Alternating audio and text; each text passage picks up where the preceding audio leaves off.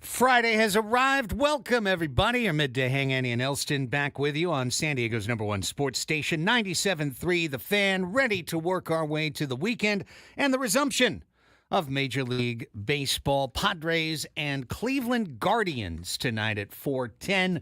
EcoWater SoCal Padres pregame show at 3:10. We've got a full 4 hours of live local San Diego sports talk radio with you in between. Annie Halbern, good morning. Good morning. How are you? Doing great. Doing well, thank you. Sun's out. Everybody's happy, ready for a big weekend to come. But we got this show to do first. Yeah, I know. Happy Friday to everyone. And excited to see the Padres take on the Guardians tonight. I think it's going to be a good matchup. Yeah, well, it's the start of 63 games to get between here and the end of the season.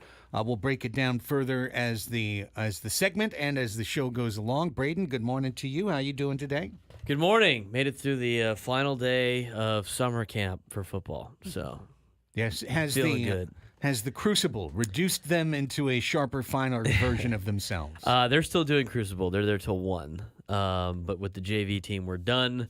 They'll be done at 1 o'clock. They looked very tired this morning, but good coming together with the guys on the varsity team the last couple of days. And a lot of them learned that they could push the limits a little bit further than they thought. So it's good overall experience. And now they'll have 2 weeks off or a week and a half off. And August 1st, we got high school football practices starting all over the county. It's already around the corner. Can't I enjoy the summer? You're pushing the fall on us a little too quick. They keep moving it back and back. Last year, our first day was like July 30th. And I'm like, why? It's crazy. School's starting earlier and earlier now. High school football starts earlier and earlier because you know why, Craig? Why? You got to you got to add state championship games. That's there where all you the go. money is, There you Craig. go. So There we you got to go. get that done before Christmas. So now we got games starting before school starts for a lot of schools, which is odd. Could you imagine going to a high school football game on a Friday? First game of the year, and you're a student, and you're like, I don't have to go to school till next week. It's so weird to me. Not bad. Yeah, crazy. Okay, so that's what's going on with Braden. What do we got going on for you today? We got a robust program on the hook for you on today's show. Of course, it's a Friday, so we'll have our regular segments coming up. We'll have the Padres Deep Dive Hour at 11. We do that every day. Doesn't matter what day it is. 12 o'clock Sports Fix, same thing. Do that every day. Match Game is today's silly game. Adam Klug is back, part of our all-star panel. I saw on the Red Greg here. I don't know if we even can ask Matt Scraby. Last time we invited him in, he immediately got sick. Oh, I think we should send the invite. I mean, We have to test to see if that's a real theory. Couple of examples of it, right? Right. that's fair. Scientific theory. Right? Increase the sample size? Yeah, we got to see. I mean, if it happens twice, maybe a third time. We'll see. Fair enough. Fair enough.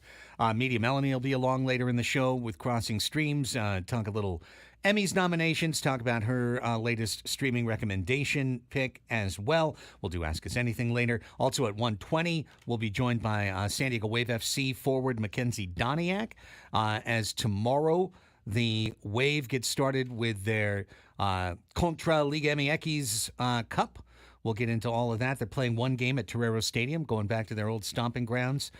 So we'll check in with Mackenzie coming up, talk about what's going on with the Wave as they are in their summer break, but also they've got a lot of improving to do when the second half of the season starts. So lots of things coming up on today's show. Hope you'll stay with us all the way between here and 2 o'clock. So we call it the second half. In reality, Annie, it's the final 39%. Yeah. I mean, in part just because of how many games the Padres played to start this season and more games than any other team in Major League Baseball. We talked about it yesterday, 90 games at this point last year, 99 games this year. So a huge difference in where they would normally be at the All-Star break. Absolutely. And as such, we can't just talk about, second half this, second half that. The trade deadline's 11 games away. 11 games until the trade deadline. 11 games until everyone is going to make their final decision, make their final moves, other than roster, waiver ads or something like that. Basically, everyone locks in their team 11 games from now. This Padres second half, quote unquote, final 39%, starts with their Comic-Con road trip. So every year now, just like the Lakers have their Grammys road trip and the Spurs have their rodeo road trip, the Padres have their Comic-Con road trip. They get the opportunity to start the second half on the road. This year's draw is a sticky one. You've got Cleveland, the number one record in the American League. You've got Washington, where it's 98 to 100 degrees every single day of late. And then you're going to go into a very similar climb in Baltimore, where the Orioles are the second best team in the American League right now, and we're a 100-win team last year. You're really facing high caliber, high quality opponents that you don't know, opponents that you don't have a lot of history against. And these games really, really matter, I think, for the Padres. I feel like we've gone the whole year and there's always been this push and pull. I'm like, this really matters. This is important. It's like, what's important? Nothing's really important. It's not important till the end. They're in it. It doesn't matter. Would you agree that these 9 games as a unit are very important to the direction of this season? I think that they're important for sure. I think that the Padres are going to be buyers no matter what. I think that they're making a push for the postseason. The only reason that I don't fall under like the sky is falling with this is because the National League is so bunched up that, unless they were to lose and go 0-11, you are still going to have a chance. You're still going to see a path to the playoffs, and that's all that matters to them. And that's all that matters to the front office. So while they're super important, I think they set a tone, and I think maybe they affect some of the questions that the Padres internally have about their club, like how much should we go? I mean, I think that it's pretty set out for them. You've got $12 million roundabout. You've got only so many prospects that you can move or touch right now, and some of that might be dependent on the other side of the front office there over at Petco Park, which are the Erics. So what AJ Preller and his club can or can't do, I feel like he's been looking for pitching this whole time. I just don't know if it changes so much of like what their mechanics might be, but it would be certainly very deflating. Like, I think it would be, if you found yourself at the end of this road trip looking up and you've seen like 3 or 4 teams pass you, that's going to be a deflating feeling for sure for a team that's already, beleaguered with injuries. The Padres probably have to get to somewhere around 85 wins at the end of the year to make the playoffs. Would you agree with that? We talked earlier in the roundtables that could an 82 team, make it this year? Could a losing team make it this year? I think it's possible that could happen. It's possible, but right now at the 99 game mark, the 3 teams that are in playoff position are all 3 or more games over 500. Right, you'd have to tank pretty much. So all of them would have to tank. Everyone would have to probably tank. Probably isn't going to happen. Yeah, so I'm going to take that scenario and throw it out the window. It could happen, but it's the most improbable that 2 teams go on insane winning streaks. Everyone else loses. Every American League team beats every National League team the rest of the way. Like, those are the kind of things that would have to happen for a losing team or a 500 team to make the playoffs. So if we take 85 games, which is, by the way, pretty much where we picked the Padres to finish at the beginning of the year. That was, I think we were all also hopeful at the beginning of the year that they'd make the playoffs. And so 85 felt like the line, or close to the line. 84 was the line last year. Yeah, 84 was the line last year. But yeah, okay. I mean, 85 is fine if you want to kind of use that number. So to get there, the Padres have to get 35 wins in their last 63 games. 35 wins in 63 games is a .556 winning percentage. For perspective, the Braves are 53-42 right now. That's a .558 percentage. So the Padres have to play like the Braves for the rest of the year to get to that mark that we're looking for, to get to 85-77. Get to 85-77 and you don't make the playoffs, that'll be pretty surprising. Right. So I feel like that's a really safe line to draw in terms of, like, before it's all nebulous, but now I think we can draw a line. I think we can draw a line at 85 wins and say, if you can get to that line, if you can get over that line, you're going to make the playoffs. If you stay under that line, even a game under that line, you're at risk. You're at risk, at least if nothing else, of going down to the very last game of the season. Yeah, I mean, then would you argue that they are, I mean, they haven't shown that yet this season, that they can play to the Braves' level of winning? They're not that far behind. They're not. At this point, but they haven't also shown, I mean, the Braves got way ahead at the beginning. Yeah. Well, then they had one burst that made you think, okay. And then they got up to 6 over. And 6 over, realistically, 85 and 77 is 8 games over 500. So that's your final goal. You're 1 game over right now. You want to get to 8 games over at the end of the year. You get to a spot like that, you feel like you're in a reasonably comfortable position to make the playoffs. So then if we can, I kind of like just doing this stuff as a group, like level setting. What's our level? Where are we? Where do we need to go? Let's be realistic about it, But you could argue that all of the wild card teams need to do that. Of course. None of them have done that either this year. So someone's going to have to make that jump, right? Right. Well, I mean, right now, the Braves are in a reasonably comfortable position. The Braves position. have, for sure. They're 4 games ahead of the rest of the pack. And honestly, the Cardinals have done okay. They've 50 and 46. Yeah, but you can draw a line that starts at the Cardinals and then loops all the way through the Mets, Diamondbacks, Padres, Pirates, Reds, Giants, and Cubs. Yeah. And that group is within 4 games of one another. Right. So early, this was an advantage. I heard Chris refer to this, Tour de France season as the Peloton. And he's right. The Peloton is not just a thing that you put in your house so that someone on video can run you through a bicycling lesson. It is a group of people in a race that are together, right? And someone's at the front of the group, someone's at the back of the group, but everyone's in that group tight. Everyone's within a wheel's, maybe a bicycle's length, a couple bicycles length of one another. And that's what we have.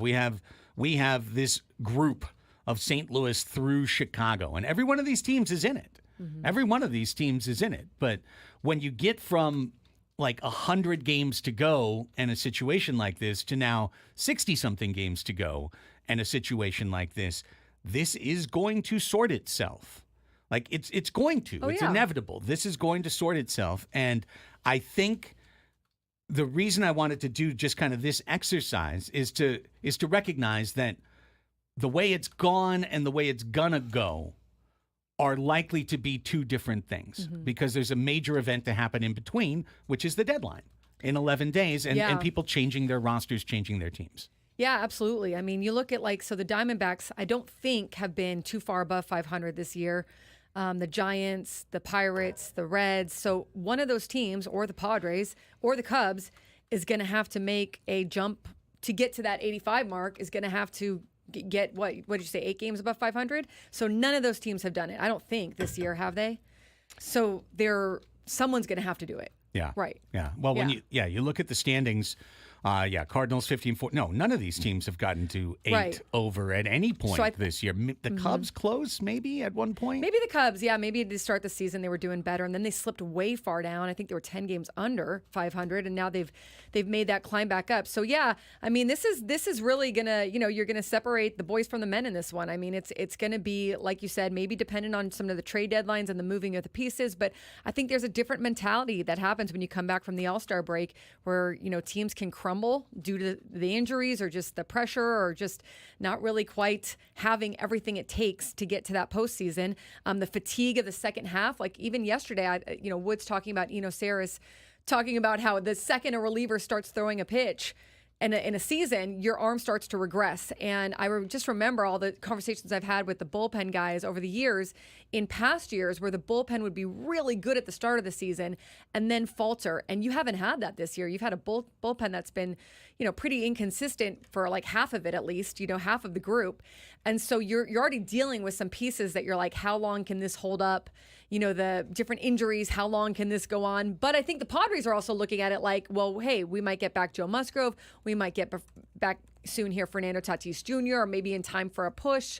And then maybe some of the pieces that they'll get at the trade deadline, they feel like is going to maybe strengthen them and not hurt them, So, it's going to be, I mean, the one, I guess, look, when you look at this National League wildcard bunch, it's, hang on, it's going to be a wild ride. There's going to be some teams that just completely fall flat, and then I think it's going to go pretty competitive there till the end for some of them. Yeah, the sneaking suspicion I have that I think I've shared with everyone, and I remember doing this 30 games ago and having someone in the chat saying like, oh, you're a doomer or something. I forget what he called me, but it was that you can't just expect everyone to stay exactly where they are. There was that feeling as the Padres muddled their way along that it's okay. We can just muddle our way along because everyone else is going to muddle their way along and no one's going to rise up. My belief is that the playoff line where it is never going lower again the rest of the year. So right now the playoff line is 3 games over 500. I don't believe that line drops significantly again. I think teams will need to rise over it. Yeah. And right now that line is inhabited by the Mets. The Mets are on a 25-11 run. That's the kind of run the Padres need. And they'll likely get some help at the deadline. I think because of where they are, yes. And their ownership, I mean, they don't tend to shy away from, spending money and looking for stuff. Well, they're already, right? They're already. Yeah, they're already like $1 billion in or whatever. Yeah, they've spent so much. So to me, it's incumbent upon the Padres to get off the muddle around and to get into the race. And to get into the race with these 11 games in front of them. The last interesting question, and we can maybe answer it after the break, is what's the number just in these 11 that they need to clear? What's the number? Because it's going to be hard. I mean, Cleveland hasn't lost a home series. Baltimore's barely lost any series, period. I mean, they've lost some, but they've been a really, really solid plus 600 win percentage team for 2 years in a row. So you don't look at them and go, well, it's going to be easy fly. Yeah. The Nationals are a team that's faded. The Nationals are a team that we dealt a sweep to. What can you get out of that series? It's starting to look like it's a critically important series for San Diego to bank wins. And then you got 2 against L.A. And the Padres have gone 5-3 against L.A. this year. Can they keep that going? So when we come back, let's try and just agree upon a number. What do we need to get to here? Or what can we survive? What can we, both? Like what happens on the high end? What happens on the low end? I do think, I get the point of like they do need to play better in the second half. If they're going to get where they want to go, they have to have more wins than they did in the first half, for sure. They do. They missed a better chance. Winning percentage, yes. They missed a chance. This is, going back through so many shows the last 3 months. But there were mornings that I came in, ticked off after certain results. And those are the games that we could have banked. Those are the coulda, woulda, shouldas. This last week. Yes. Yeah. You could have banked just a handful more wins against really bad teams, the Angels, the Rockies. Because you played yourself out of playoff. You played yourself out of a playoff spot as of this moment. Correct. Correct. So now that opportunity's gone, they can't go back and rewrite those games. What do we need to do going forward? We'll try and settle on a short-term number right when we come back. Lots of Padres coverage still to come. Critical make-or-break players for each team in the NL West. Going forward, MLB has introduced Rivalry Week. We have like dramatic Rivalry Week music. We have. I just Can't wait to talk about this. Yeah. I'm sure they will. We need it all. We need all the pomp and circumstance when Rivalry Week comes to Major League Baseball. Later, as we mentioned, 12 o'clock Sports Fix, Media Melanie at 12:20. Match game, preview the Guardians. We've got all sorts of fun for you in between here and 2 o'clock. So stay right there, friends. Andy and Elsten underway on San Diego's #1 sports station, 97.3 The Fan.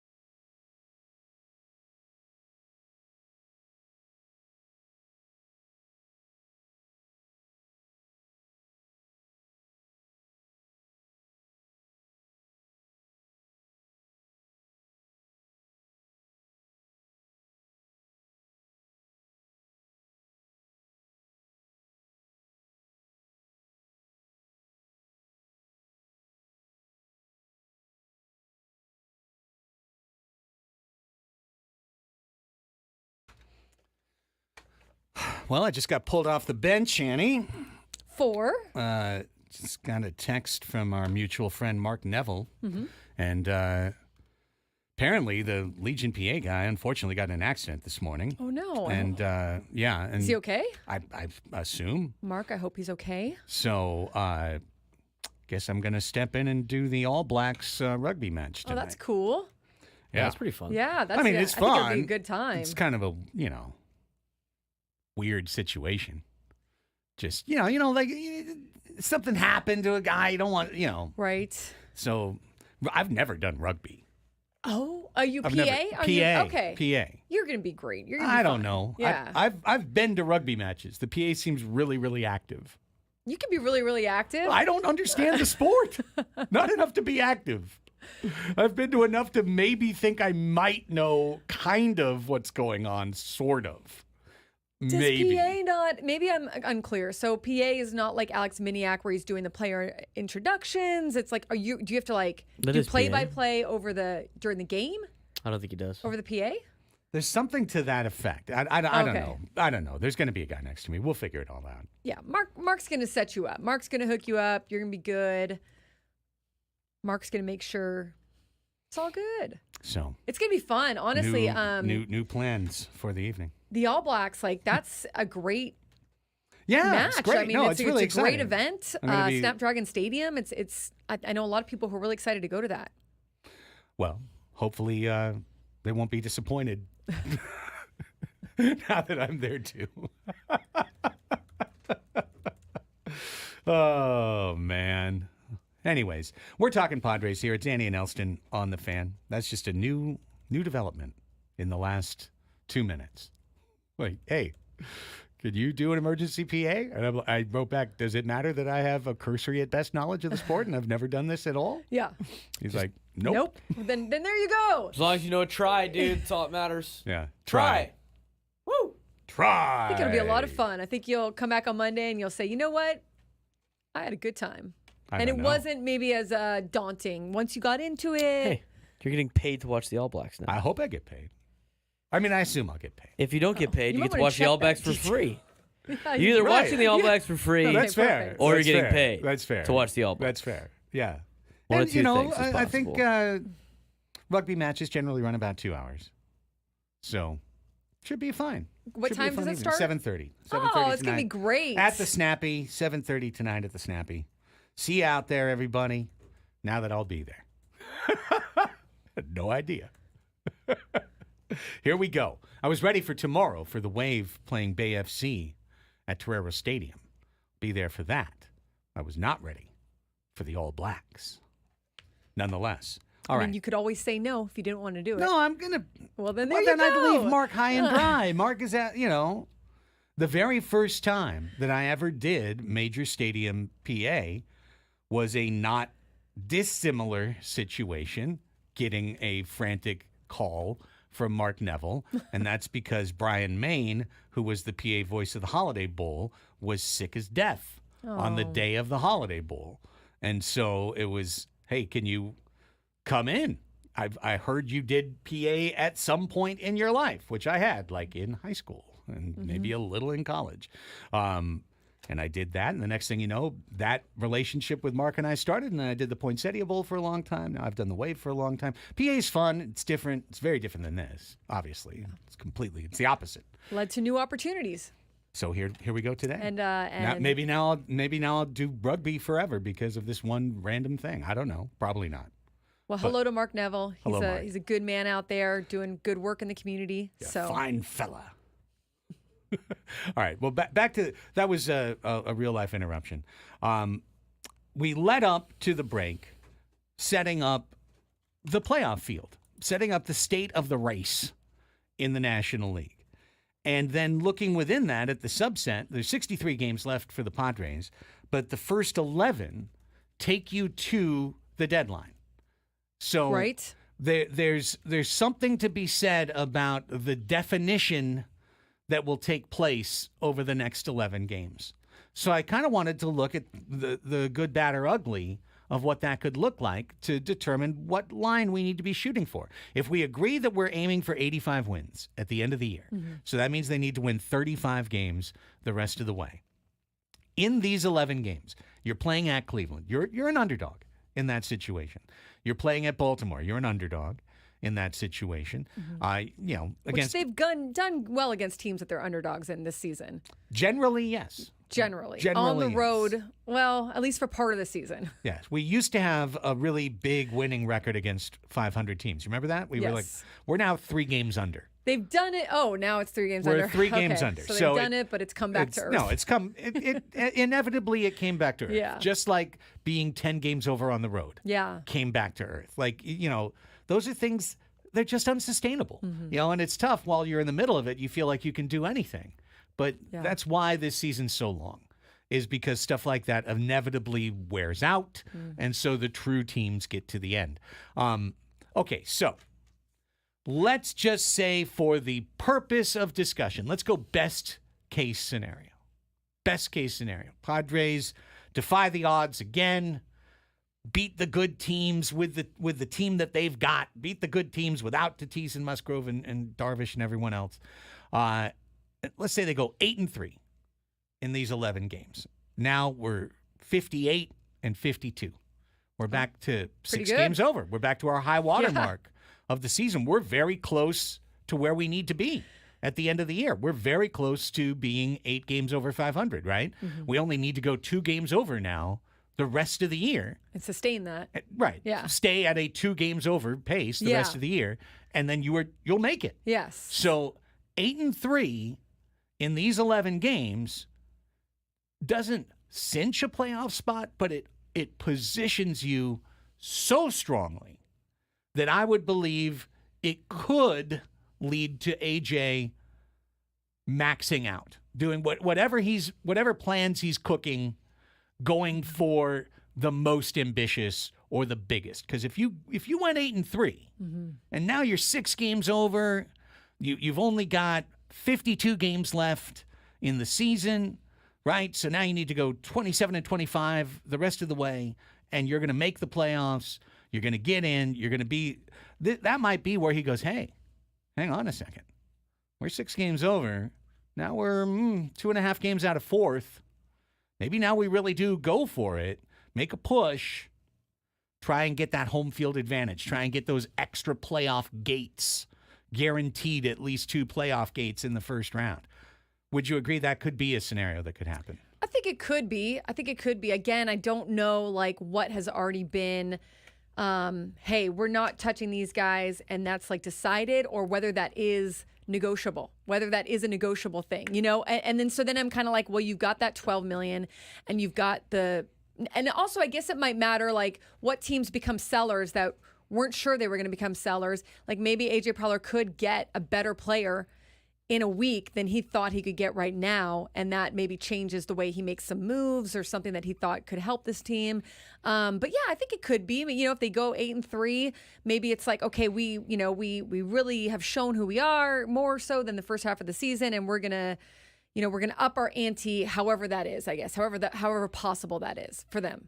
So that's best case scenario. Yeah. Right? That's best case. You're facing 3 really good teams for 8 of those 11 games. Right. That would be pretty amazing if the Padres, I mean, look, not saying they can't do it, but like you go 8-3, that is a darn good road trip. That's top of range. Yeah. That makes everybody excited. Right. All right, so let's go to middle of range.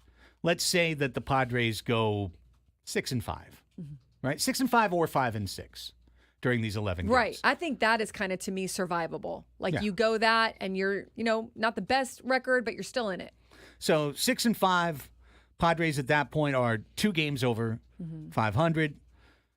Still under the playoff line is what I am assuming. They'd still be out of a playoff. Because right now, this is my assumption. Right now, the playoff line is 3 games over. Right. I don't think it goes lower. Okay. The rest of the year. That's what I said last segment. I'm going to stick with that for the purpose of the I argument. guess it depends, right, on if the Diamondbacks and the Mets are winning or losing, right? And the Cardinals. Well, they play the Cardinals for a few. No. Well, they'll play the Cardinals later. This year. Not they've on this road trip. Yeah, not on this road trip. No. I was thinking about next year. Next year they do. Next year already. Next year they do. Yeah.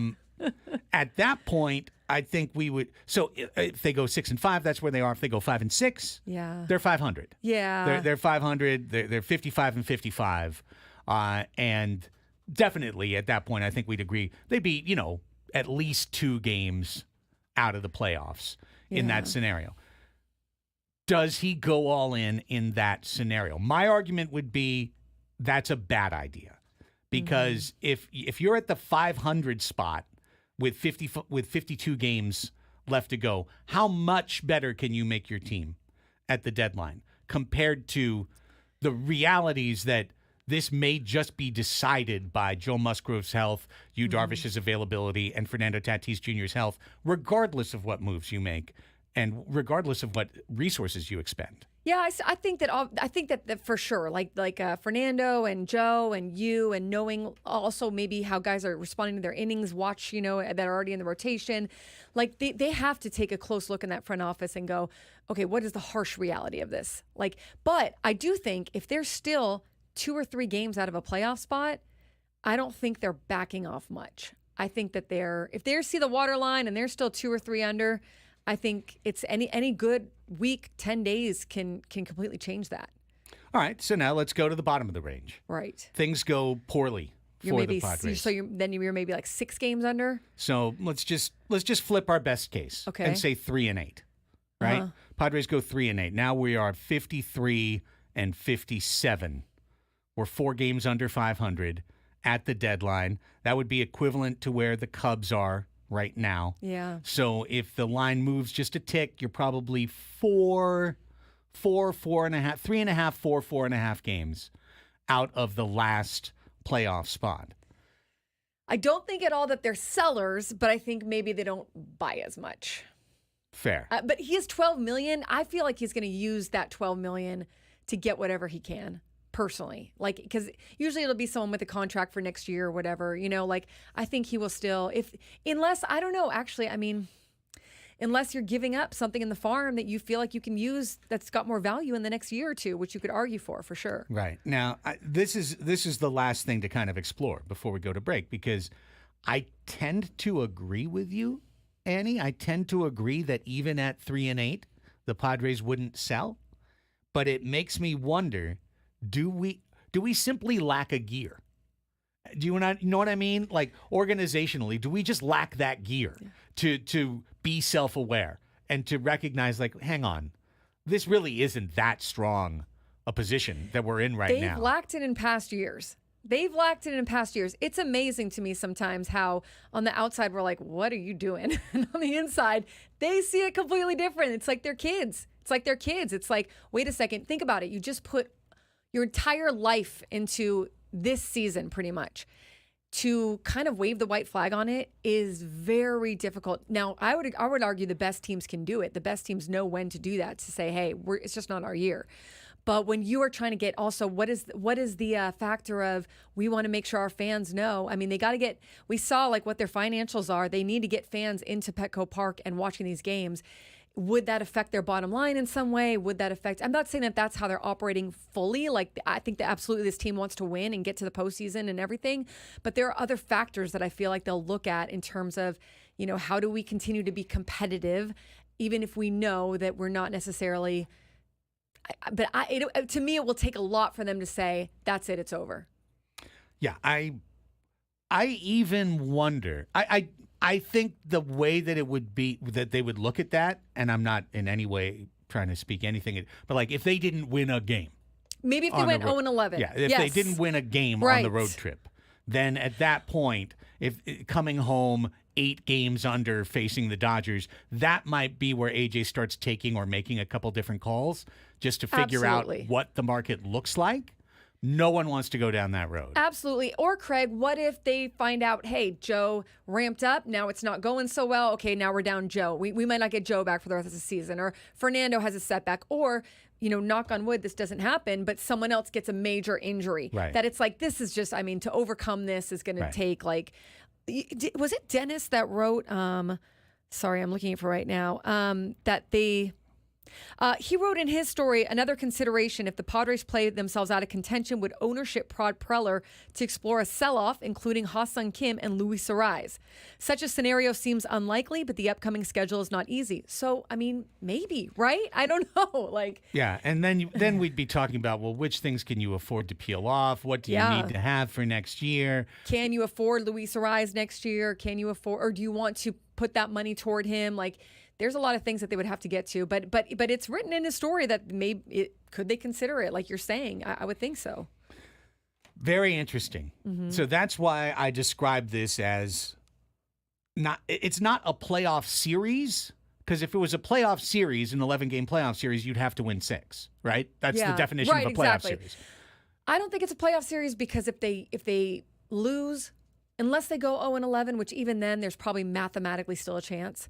But I guess that's why I wouldn't, is because if they lose, they can still see a path to the playoffs. Yeah, I agree. So there it is. I mean, win 5 games. Yeah, 6. 5 or 6 games out of these 11, and you're right there. You're right there. You're right there. No telling if it's going to be enough at the end of the day, but you're still just right there. You're in the plot. You're in the conversation. You're right. You're still in the peloton to keep Chris's, metaphor intact. You're still within the peloton, because you see the peloton and you see those 2 guys who have drifted and then drifted and drifted and drifted, and then they have a hard time getting back to the front. So I think that's what I wanted to do with these first couple of segments, was just kind of, here's the field. Yeah. Here's again, these are just the facts. These are the facts of the on the ground. This is what's going on. Where are people? How is the race shaping up? How is it going to move? Let's think realistically. Let's not be Pollyanna. Let's think realistically. What do we need to do? I think we've come to this. 35 wins overall. 5 or 6 wins in this stretch. Yeah, and look, AC in his article this morning for the UT, several World Series winners have had losing streaks of longer than 5 games. 6 had 3 losing streaks of at least 5 games during their championship seasons. However, no team since at least 1989 has won a World Series in a season in which it had 4 losing streaks that long, which is what the Padres have had. Again, not saying that you can't do it, not saying that you can't overcome it. You can be the first team since 1989 to do that. But historically, it's a tall mountain to overcome, right? I mean, it's kind of like, and I saw also, where Mike Schilt, he thrives in the second half, and he's able to get a lot of it out of his teams in the past with the Cardinals in the second half. So I feel like he's, built for this sprint, and his staff is, and so are, these players, but they had to have a lot of things go right in that first half that you're going to have continue to all kind of go perfectly or positive in the second half during a very intense stretch. So, I mean, this is where it really gets intense. I mean, every team knows what they're fighting for at this point, and it could be the difference between 2 or 3 games. It could be the difference between 2 or 3 games on this road trip, for sure. It absolutely could. I feel very comfortable now, moving forward, understanding kind of just where things are. I always feel a lot better once you kind of have the, just like when I was a kid before we had GPS, right? Yeah. You're going on a trip, and my mom and dad would get the map out the night before, right? When we're in one spot, okay, well, we need to get to this spot tomorrow. So what do we need to do? What's in between? What are the challenges along the way? And then you've got the route mapped out. You feel comfortable. You can go to bed. You feel comfortable. Yeah. That's how I feel right now. It's going to be, I think, competitive. It might come down to the wire. I think it's going to flip. You think it's going to stay 3 games over 500, so you wouldn't say it's going to flip flop. See, I kind of feel like it's still going to flip flop some teams. The teams are going to change. Okay, yeah, but the watermark you think I think the watermark keeps rising. Yeah. That's my. Yeah. That's you know why I say that? Through years and years of the history of competition, the watermark goes up. Yeah. As it almost never goes down. Yeah. It always goes up as people get more into the race, as teams get more concentrated, as teams get on a hot streak, other teams fall off, the mark goes up. Yeah. So I believe that's where the mark will be at the end of the year. I think the mark will be 8 games over. Yeah. Now, it could be 6. It could be 4. You don't know. I think it's going to get intense. I think it's going to be fun to watch. If you aim for 8 over and 4 over winds up being the line, hey, great. You got over it a little early, Nothing wrong with that. All right, when we come back, little parsley segment in between our Padre steak. More red meat. We'll have a little veggies next. Tiger Woods is out of the British Open. Tiger Woods is blown out of the British Open. Did Colin Montgomery have a point the other day? Oh. Let's discuss it when we come back. Annie and Elsten with you on San Diego's #1 sports station, 97.3 The Fan.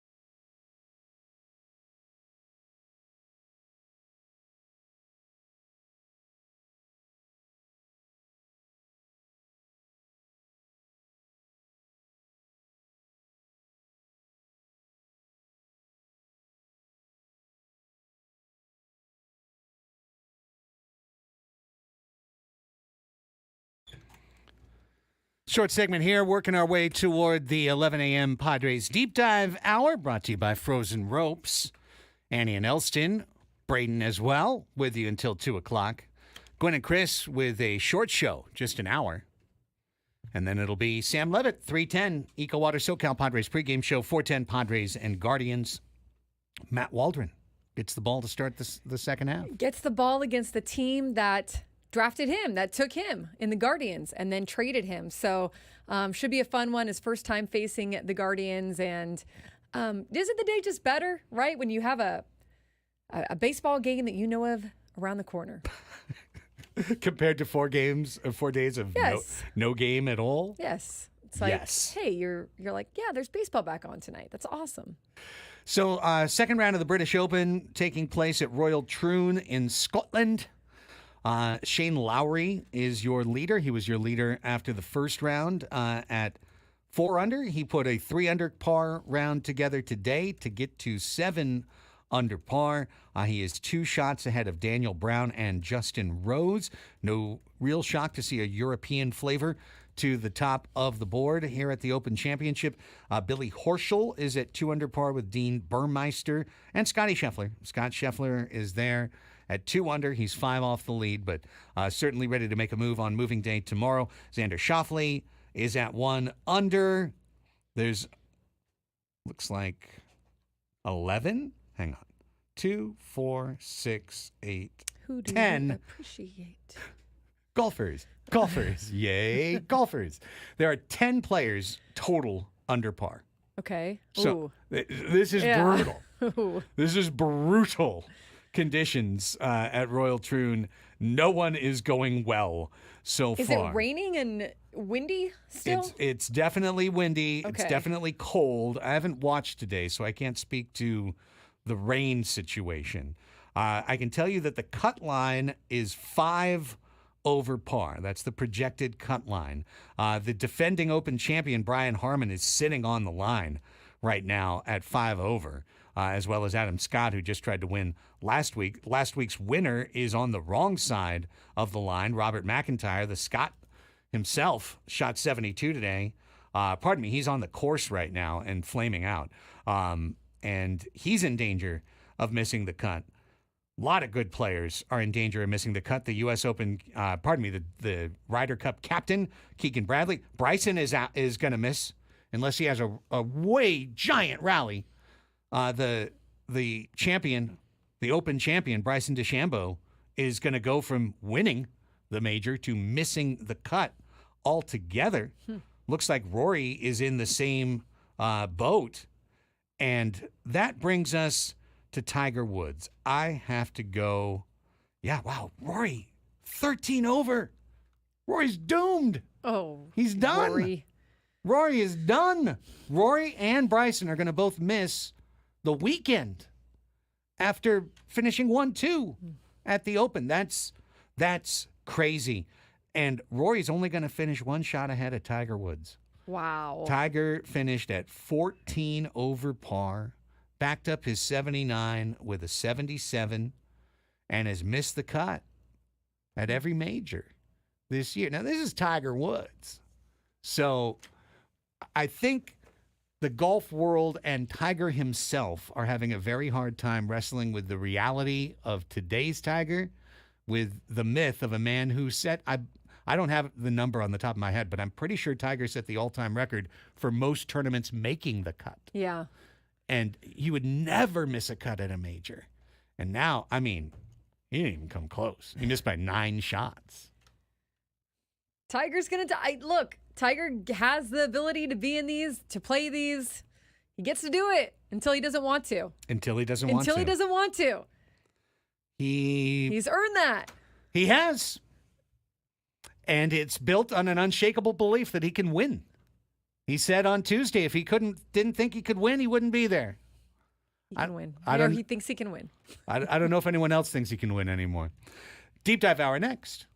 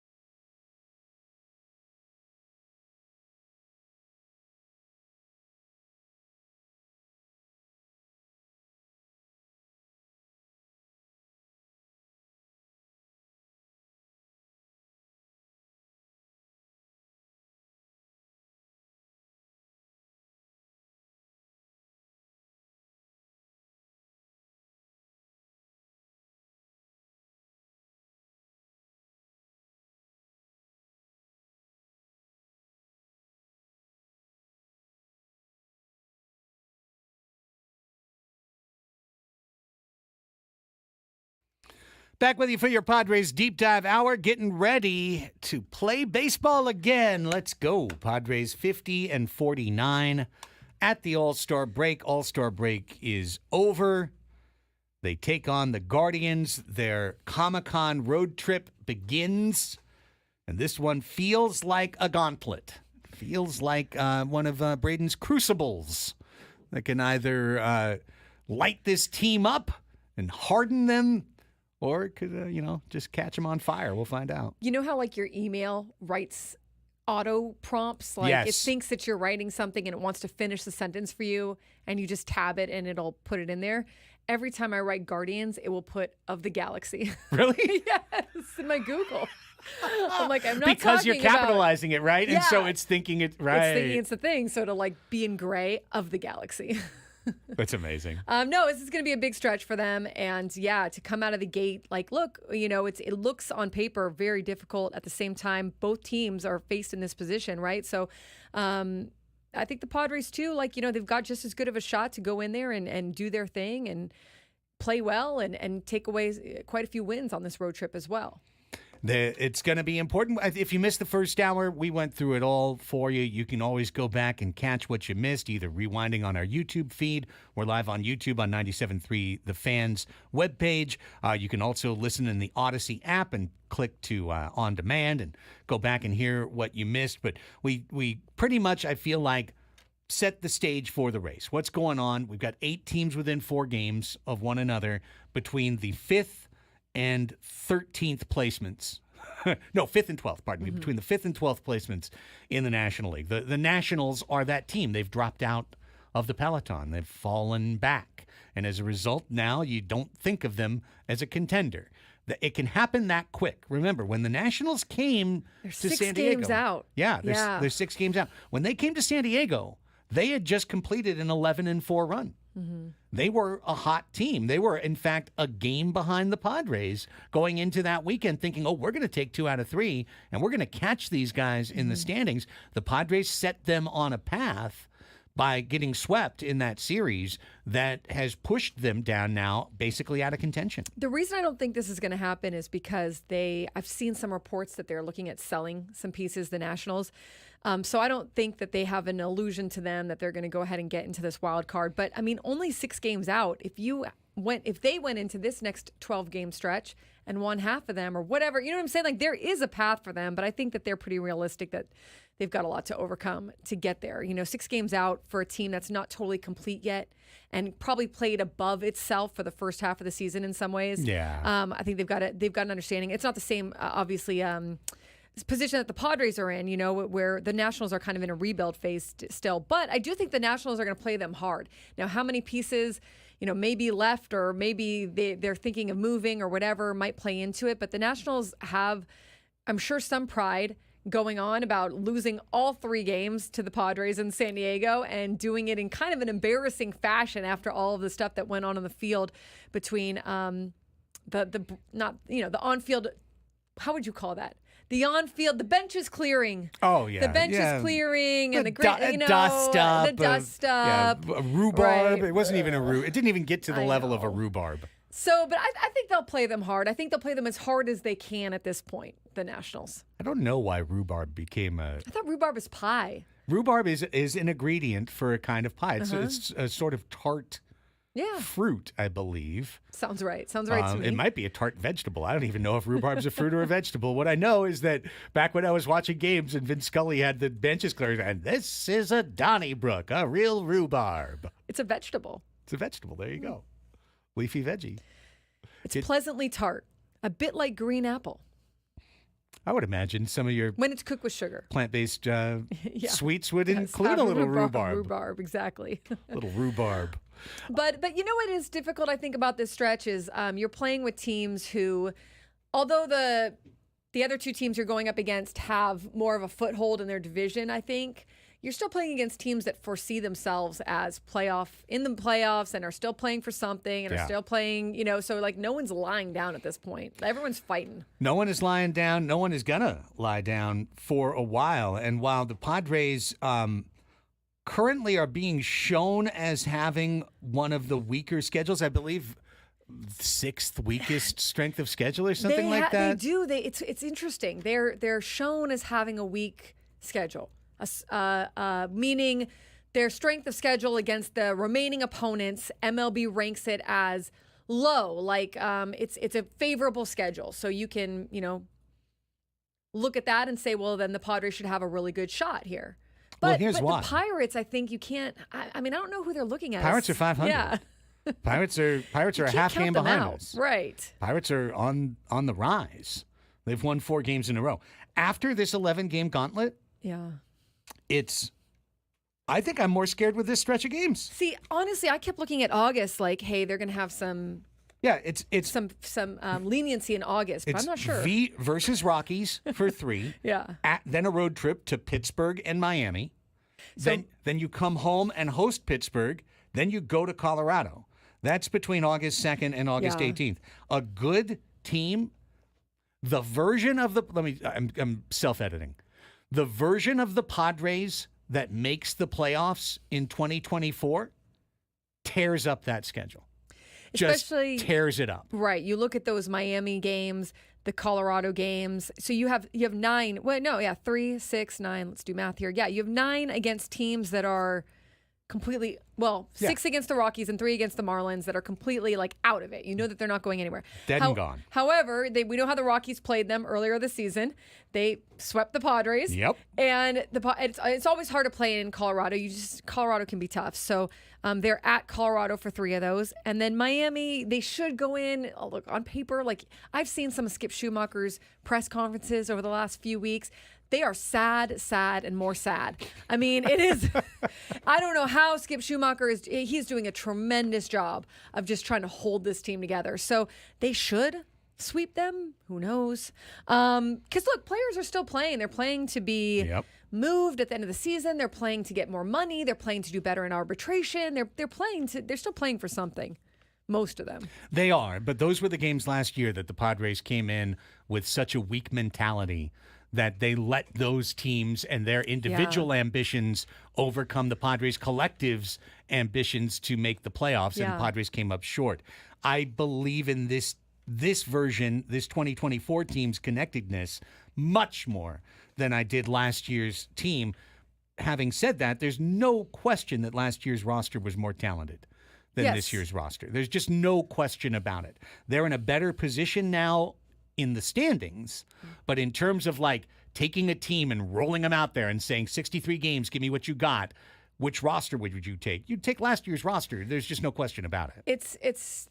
That's what was so jarring about last year. But I do think that there is something to finessing a clubhouse. Like I think about what I've heard some other managers say that yes, you would take that roster that has so many veteran players, but there is something to this balance of like having guys that we've talked about earlier this season, having guys who are at the end of their career that have maybe made a resurgence and are trying to stay in the big leagues and are still performing well. Obviously, you still need to be producing.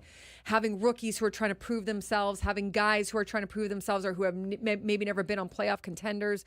Last year's roster, although it had so much talent, just was missing a little bit of an ingredient. You know what I mean? And so it's funny to hear how I think that the balance of this year's roster. Now, look, Craig, if you had this year's roster and Nelson Cruz wasn't performing, right? Like, because you could have Nelson Cruz there instead of Donovan Solano. You could have Carpenter. You could have Robinson Cano. You could have who didn't work out. Right. They were these kinds of players, and they didn't work out. Right. So it's really hard to predict, you know? Isn't it? I mean, you would have Juan Soto, but how much would Juan Soto be there, and how much would his mind be on his next team, and so on and so forth? Like, or getting your own money, or getting your own stats, or no one knowing where to take the reins in certain situations, and you know. I mean, I say that as kind of a throwaway line. I know why I said it. It's because I am right now in my heart as a Padre fan that is a little worried about these upcoming games. The second half. That if we had Michael Wacha and Seth Lugo on this team and second half Snell going out there throwing 6 shutout innings with 11 strikeouts every single time, I'd feel really comfortable about our pitching situation comparatively. Having said that, I know for a doggone fact that if you just took Suarez and Hader and swapped one out for the other, the Padres would have lost at least 4 more games this year. Yeah. At least. And at least. And he wouldn't have come in for those 8th innings, and he wouldn't That's what have I'm come saying. in. Right. So with that, let's just take last year's team and throw them away, and look to the future. Here's a fun thought experiment, and I've come up with my answers, and I'd be interested in the answers for each of you if they happen to be different. Turning from the wild card race to our familiar foes, the NL West. We don't even look at the NL West standings. It's crazy. We don't. I remember, I'll just tell this story. I remember 1995. Yeah. The Seattle Mariners starting September, or it was either the last week of August or the very beginning of September, 9 games behind the Anaheim Angels in the AL West. Came all the way back and won it. Won it on a game 163. Won it. So when I see that the Dodgers are 7 games. Not at the huge lead they normally have. It's not. It's really not. I mean, the Diamondbacks and Padres are both a game over 500. The NL West, or the Major League Baseball standings page, puts Arizona on top because they have fewer total games. So that means they have 1 fewer loss. But they're tied. They're essentially tied. They're 7 games back. The Giants are 2 games behind that.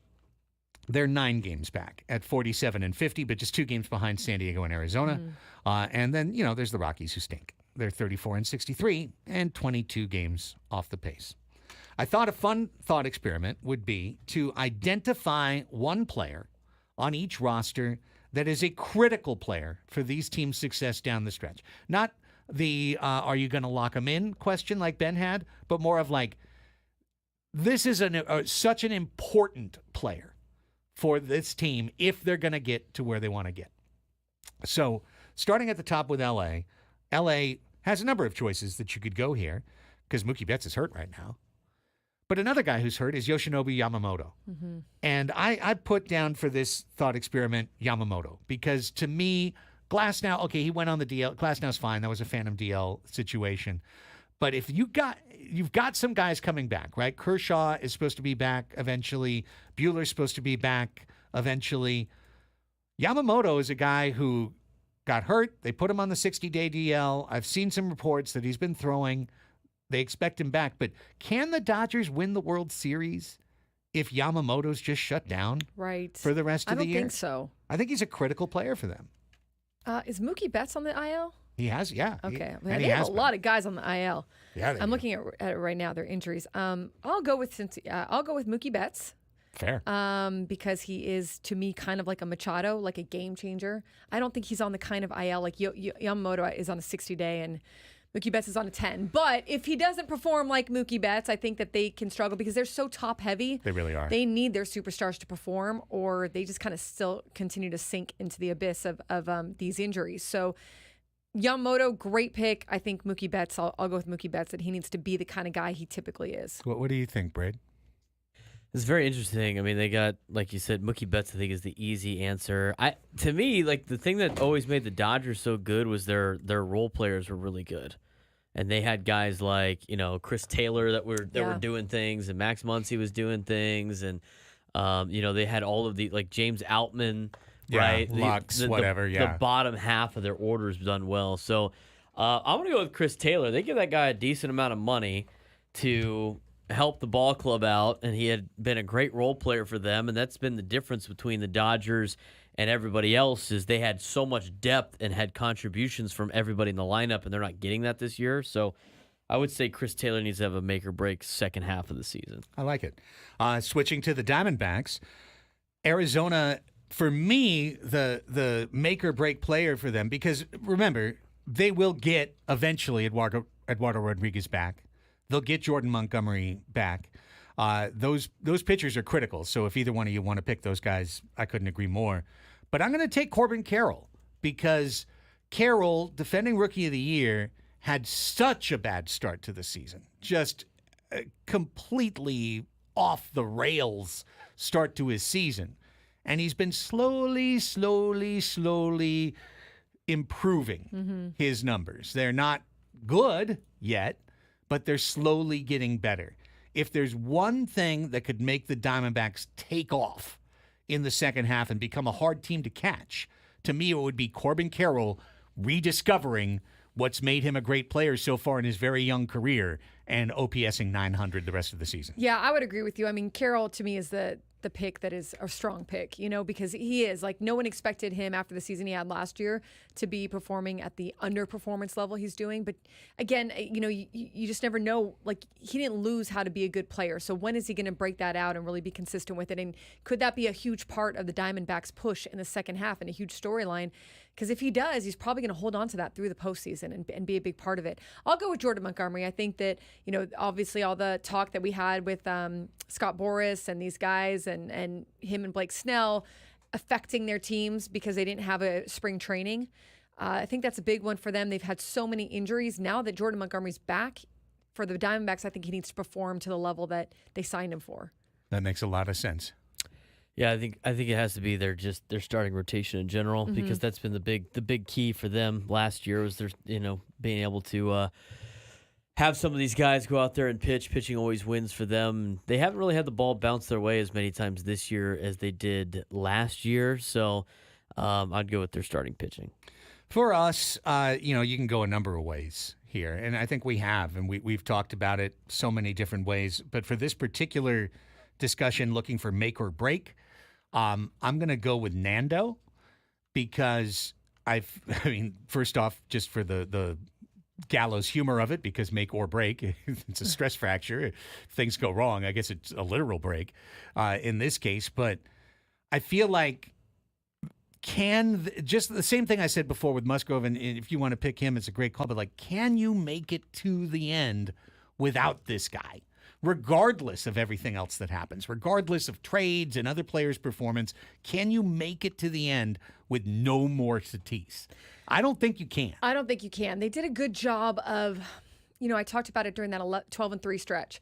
It was like you didn't really know that Bogarts was gone or Tatis was gone or Joe and you, but Fernando is a game changer. He's like Manny Machado. When he's on and he's fiery and he's headed to a postseason and he can smell the spotlight of all that and what it means for his team, I think that's when you get him at his best, really. Like, you get the competitive. He's always competitive, but, you get the Tatis that can really put a team on his back, along with the Manny Machados and the Xander Bogarts, in terms of, just general mojo and just performance. I mean, that's when you start seeing him hitting all those home runs and having all those huge clutch moments. It's really Fernando is known for. So I think that he's a big one. For me, I'll go with Joe. I'll go with Joe Musgrove, because I think you can sustain, if you get Joe back and you get Joe healthy and you get Joe the pitcher that he knows how to be, I think you can sustain. It'll be tricky, but you can sustain you being gone. It's not going to be easy, but Joe is like he's also he's kind of like the straw that makes the straw that stirs the drink for the pitching staff. For the pitching staff, he's a leader. He's someone that they get behind. So I think it's not just what he can do on the field, but the fact that he's uber competitive. Now he's back in the clubhouse. He's getting all the troops together in terms of the pitching staff. So to me, I think he'd make a huge difference.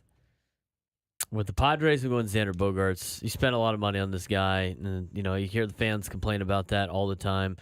You can't complain about the contract. It is what it is, but that's a big piece for the San Diego Padres and their success. And when you spend a lot of money at the top half of the roster, like the Padres have done, you need those guys to carry the team and be able to take you to the next level. And right now you're not getting that production yet. You got some a little bit throughout the year, but need more consistency that spot. Xander Bogaerts really needs to have a better second half to be able to get the Padres in the postseason. And that was one of the goals I think I had at the beginning of the season. Xander Bogaerts needs to play well this year if the Padres want to be able to get where they want to be. Otherwise, he is just a detriment with the albatross contract that's there. So I'm going to go with Xander.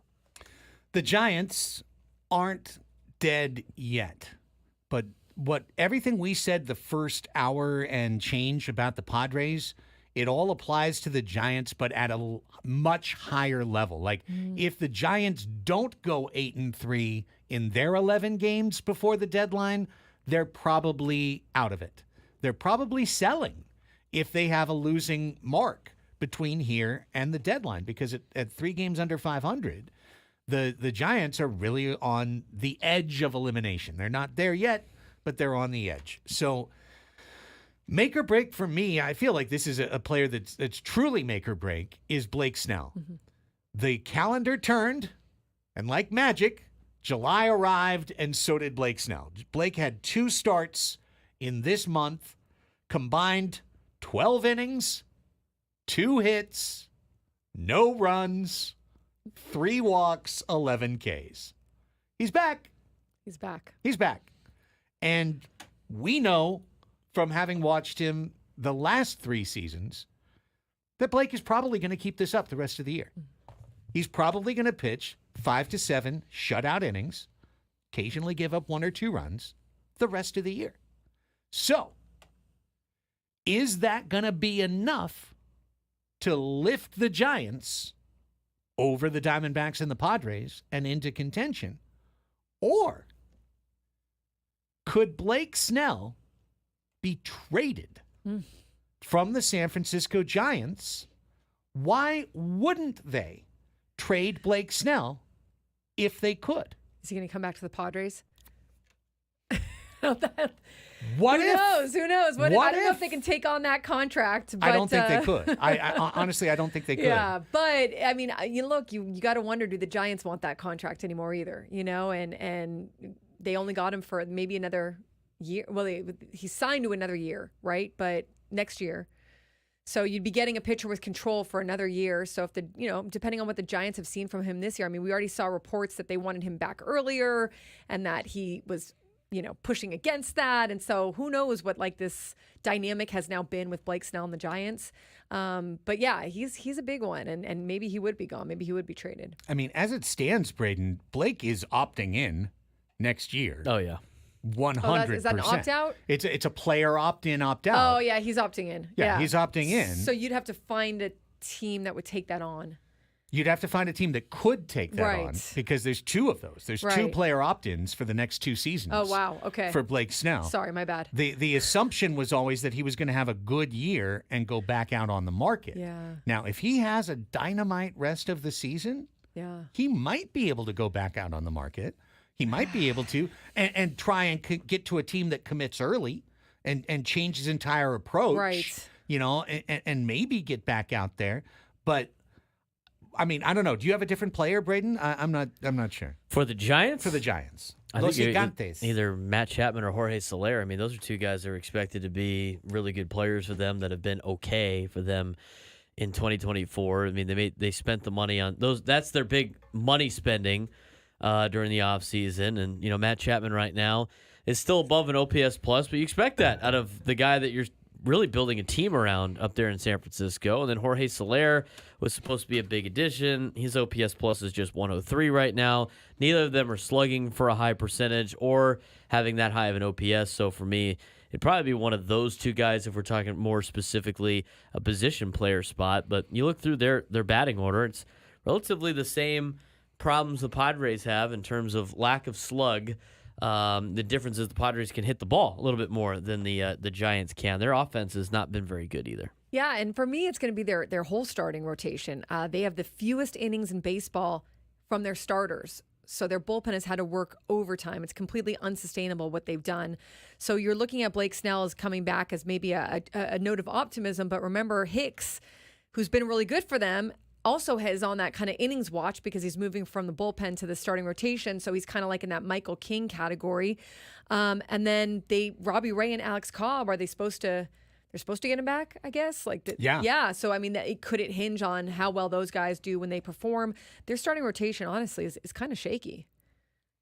Looks like Blake Snell is owed $10 more million the rest of the year. He could go all in then. And you just almost all in. If I'm not saying this should happen, could happen, or would happen, but if, and I don't want this to happen, if you stayed on the restricted list the rest of the year, that's $7 million freed. Because that's true. Because you're not paying him that $7 million. My fault. I kept saying 12 in the first hour. You're right. They would have closer to 17 or 19 or something like that. You could afford stays on the restricted list. You'd have to find You'd have to find someone to take him after that, though, for next year. I don't think they'd want to pay that. Yeah, you'd have to trade him. Well, you could go back over the tax next year and just have Blake Snell at $30 million a year. You could have Blake Snell back. Maybe. It's going to be interesting next year because the debt that they've accrued, I mean, and the way that they've got to pay it off, it's going to be interesting to see what their payroll is next year. I would just think it would be hilarious because Blake Snell, who I just said, again, 12 innings, 2 hits. He's right back to himself now, shutting everybody out. But he's 0-3 this year for San Francisco. His record is 0-3. And you might have them saying, man, if he just could have come back 3 starts earlier or something. You know what I mean? Sure. Like it was just a little too late. How wild would it be if Blake Snell got traded and, as it turned out, the first game he won in 2024 was not for the Giants? that the Giants got 0 wins and $22 million out of him. Blake would be like, yeah, they didn't know the dog that they had. Should have signed me earlier, dog. Should have signed me earlier, I've been telling you guys. I've been telling you. I would personally welcome him back with arms wide open. Yeah. As Creed would say, arms wide open. All right. He's got a 2-year deal? Yeah, he's got 2 more. He's got 2 player options. It says he's got 1. It says he's only got. He's got 1? It's only a 2-year. It's only a 2 year. Well, this is year 1.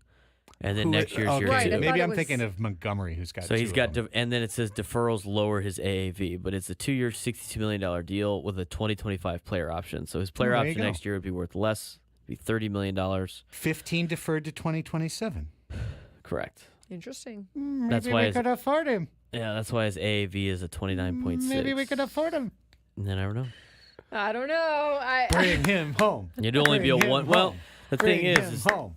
If you only have to have a 1-year deal, and after that, if you do what you're supposed to do and reset the competitive balance tax, you don't really care anymore. I don't you even could feel go over. I don't even feel like you'd have to trade much to get him. Like you're up against all your debt. Like you can't just bring money out of nowhere. Like I don't know. Yeah, but the whole reason was so they don't have to pay a bunch of money in fines. But not the whole reason. They're up against major debt. So like they had to save money doing the fines, but that doesn't mean like they still have to pay off. I think they'd spend money again. Bring him home. All right, we got to take a break. We're way overdue. When we come back, we'll wrap up this exercise and get into Rivalry Week in Major League Baseball. It's a real thing. No, it's a real thing. Andy and Elsten on the Fan.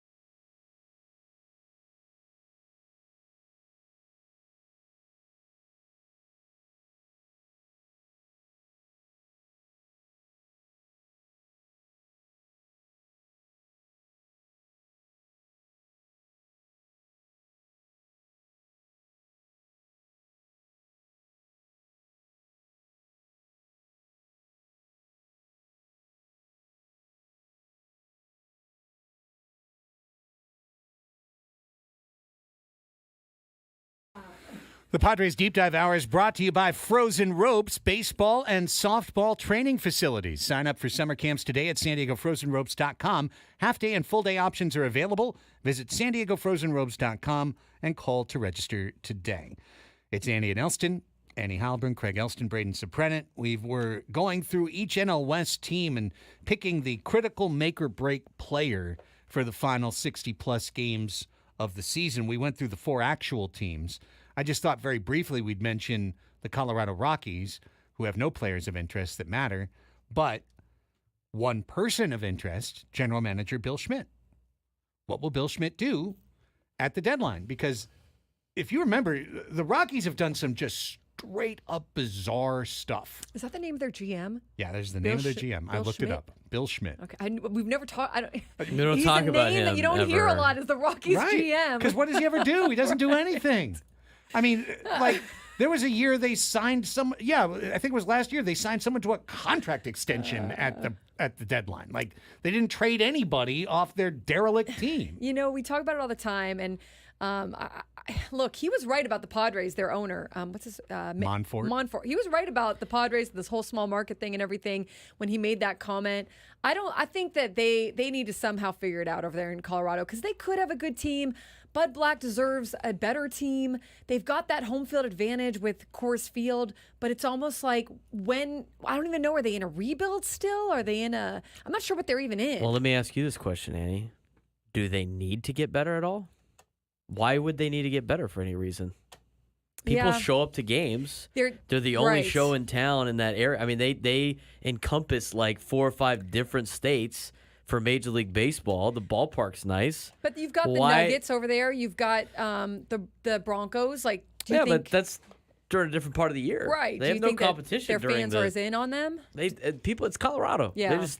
They'll go to sport, and it's fun, and it's cash, and it's the same thing kind of here. The only difference is the Padres are the only team in the city, and so they have an incentive to win. But in Colorado, it's like, hey, let's go to the ballpark. Let's go see Dinger. Let's have a hot dog. Let's hang out the rooftop. Nobody up there cares. I mean, I got cousins that live in Colorado, and one of my cousins is married to somebody from Colorado, and most of the people up there, they're just like, yeah, dude, it's the Rockies. Like, we'll go and have a beer and go to the ball game, but product of the field, it's all right. They're okay. Well, then if they're making their money and they're hitting their, budgetary concerns or whatever, or their profit concerns, then I guess that there really isn't much of a reason to improve. But I don't know. I think they could have a decent club if they. They 100% could. Yeah, I totally agree with you. But just we know that there's a lot of teams that don't want to win, and they're one of them. Yeah. That's what is frustrating, right? As a fan, for all the Colorado fans up there that are like us three, it's got to be so painful. Mm-hmm. It's got to be so painful to watch the Rockies, because you're sitting there going like, well, people keep going to games. Mm-hmm. Well, and we can say it straight up. Like, if you're doing if we were doing this show in Denver, we would never talk about the Rockies. No. We would never ever. They're just the Rockies, right? They're there. Talk about them. Broncos, and that's Nuggets. Like, literally, that's what you have to understand with Colorado, just building off of Braden's point, is that not only are they anywhere but the only game in town, it's not affecting their bottom line to be the 4th franchise in town. They are comfortable. They are getting their gate. They are, their situation broadcast-wise has been a problem for a while. Right. They had the same issue. Now they're under the MLB umbrella. They are. Mm-hmm. However, no one cares because the Rockies haven't even tried to win, essentially, in 15 years. So at this point, I'm sorry, just to finish my thought. Yeah. Like, please. When you are in a spot where you can be a broken franchise with no leadership, you collect the revenue sharing, you collect your gate receipts, you survive, and meanwhile, the whole city is just talking about the Broncos, the Nuggets, the Avalanche. Which, by the way, all 3 of those teams have been very, very good. Right. As well. So Winners. you don't really need to put the pressure on the Rockies, right? There's no pressure. That's my point. Yeah, the fans There's don't put pressure on them to be a better version of themselves than they are. You know what's crazy is that their payroll, depending on who you look at. So if you look at Spot Track, they're one under the Padres. The Padres are 15th with $163 million. The Colorado Rockies are 16th with $145 million. And they spent 172 last year. And then you look at the Rockies, if you look at another list, right, because sometimes they're a little off, right? USA Today, they have the Padres at 14th. Then they have the White Sox. Then they have the Rockies both at 142. So that's what's wild. They're not the Athletics or the Pirates who are spending less than $100 million. And you're like, what are they even doing? There should be a salary floor or whatever, some level that they have to hit to field a competitive team. Even, they're above. They're right there in the middle of the pack in terms of payroll. Well, $28 million of that is going to one guy that never plays. Chris Bryant. Oh, my goodness. Who didn't realize how bad the farm system was when he signed there and is now in hell. This is actually such a great case study of how to be terrible.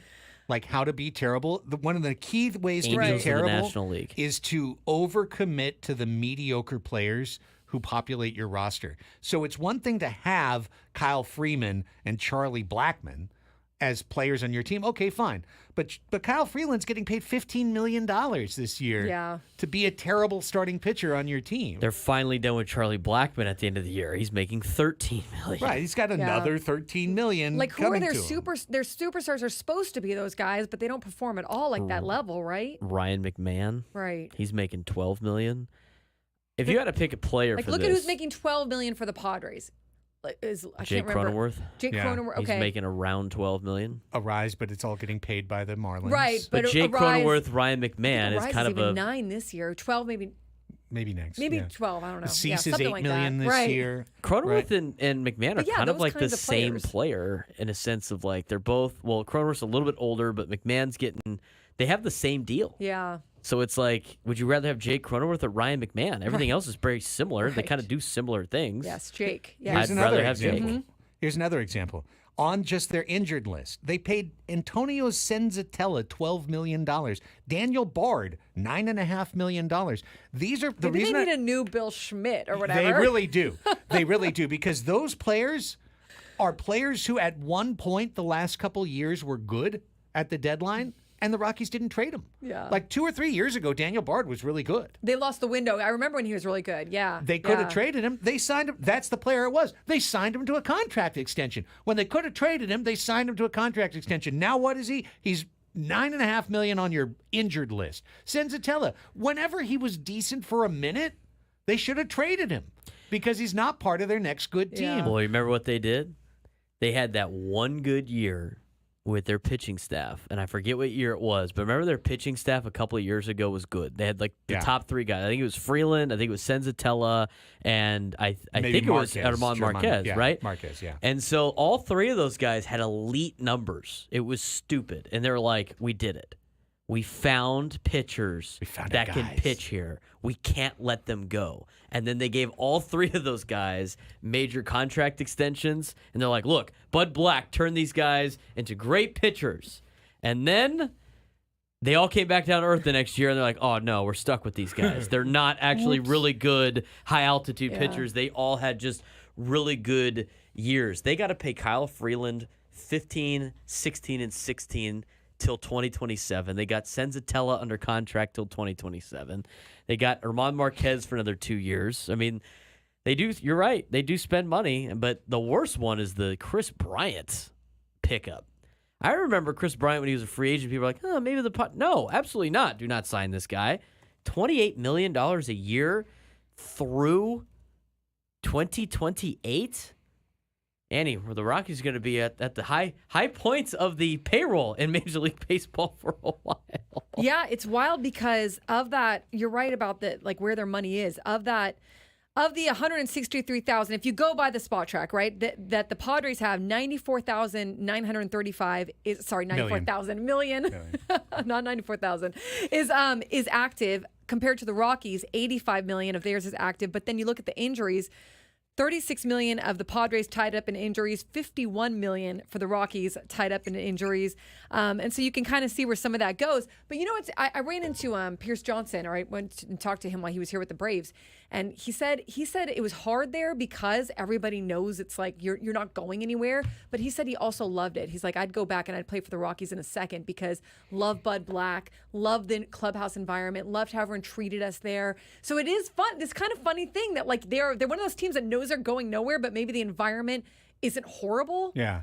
You're living in a nice place. They would be Right. so much worse if Bud Black wasn't there. Agreed. They would be Agreed. like Wait, how much worse? Because they're 36 and 63 now. worse. They would be like the God. Royals last year, or the A's from a year ago, or Baltimore from a couple years ago that looked like they were going to set the record for losses in a season. If I had to pick a player for this segment, because this is what we were talking about for second half, I would pick Michael Toglia to be the guy because he's the future. He's the guy that they really need to build around is Michael Toglia. He's a number one. He was a first round draft pick for them, if I'm not mistaken, and he's been on a nice little tear. But you need some of those young guys to take over to give the fan base some hope. Yeah. Even though the general manager and the owner don't seem to care.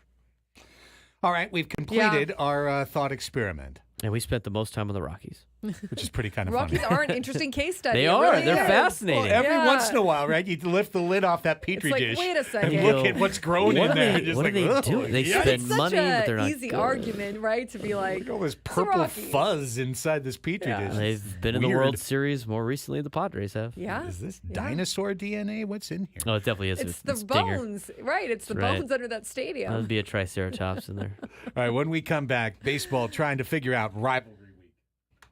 Yeah, that next.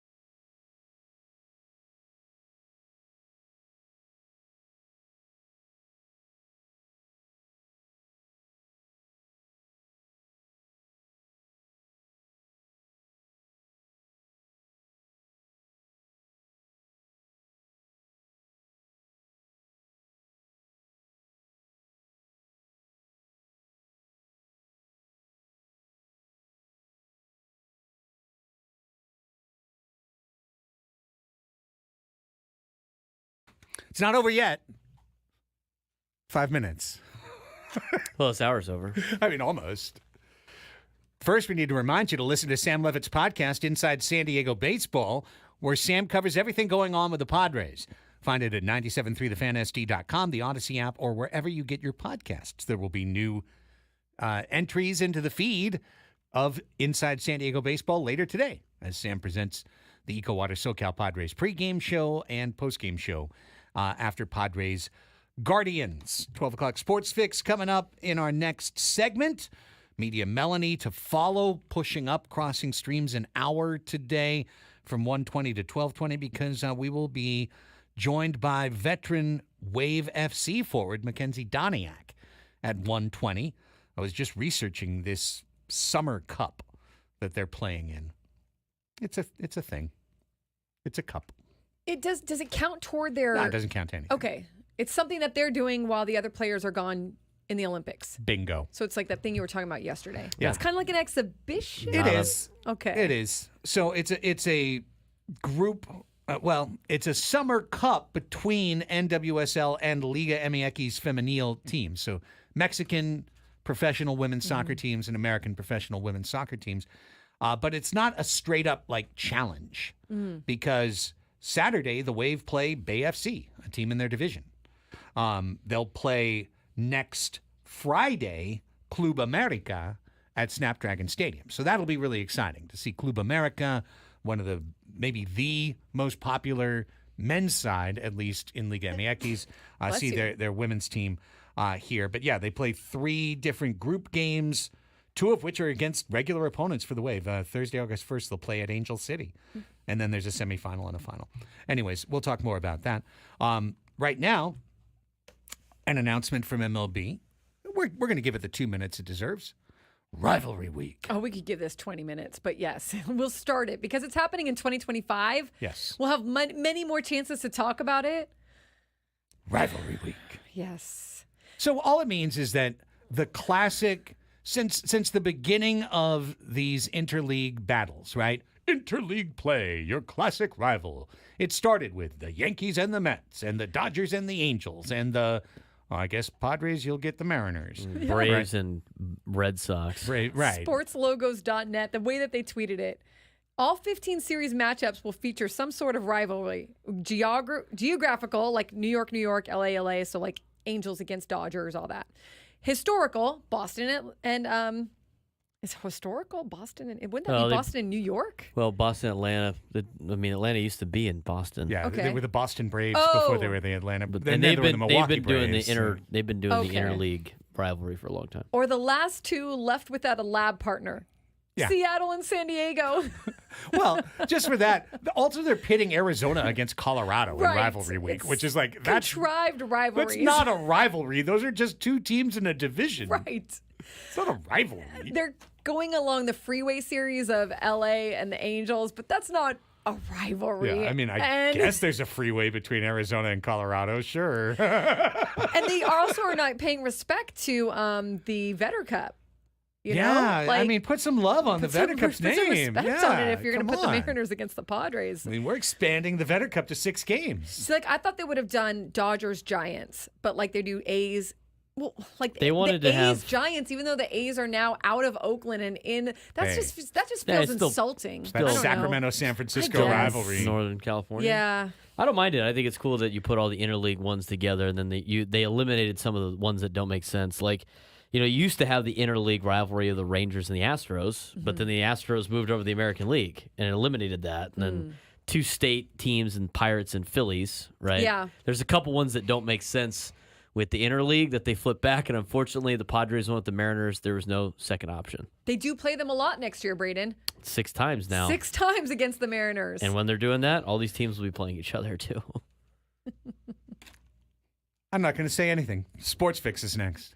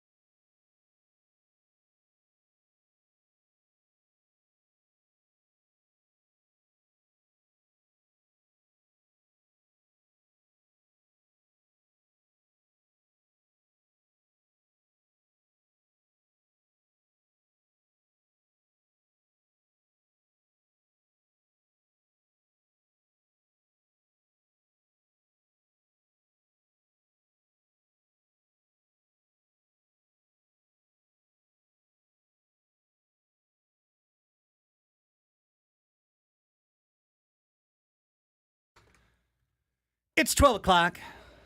It's Friday. You ain't got nothing to do. So why don't you hang out with us, Annie and Elsten, with you for 2 more hours on San Diego's #1 sports station, 97.3 The Fan. With Annie Halbrin and Braden Soprano, my name's Craig Elsten. We are together in our Odyssey studios overlooking sunny Murphy Canyon. We're getting ready for the weekend, so let's get you ready with our weekend preview fix.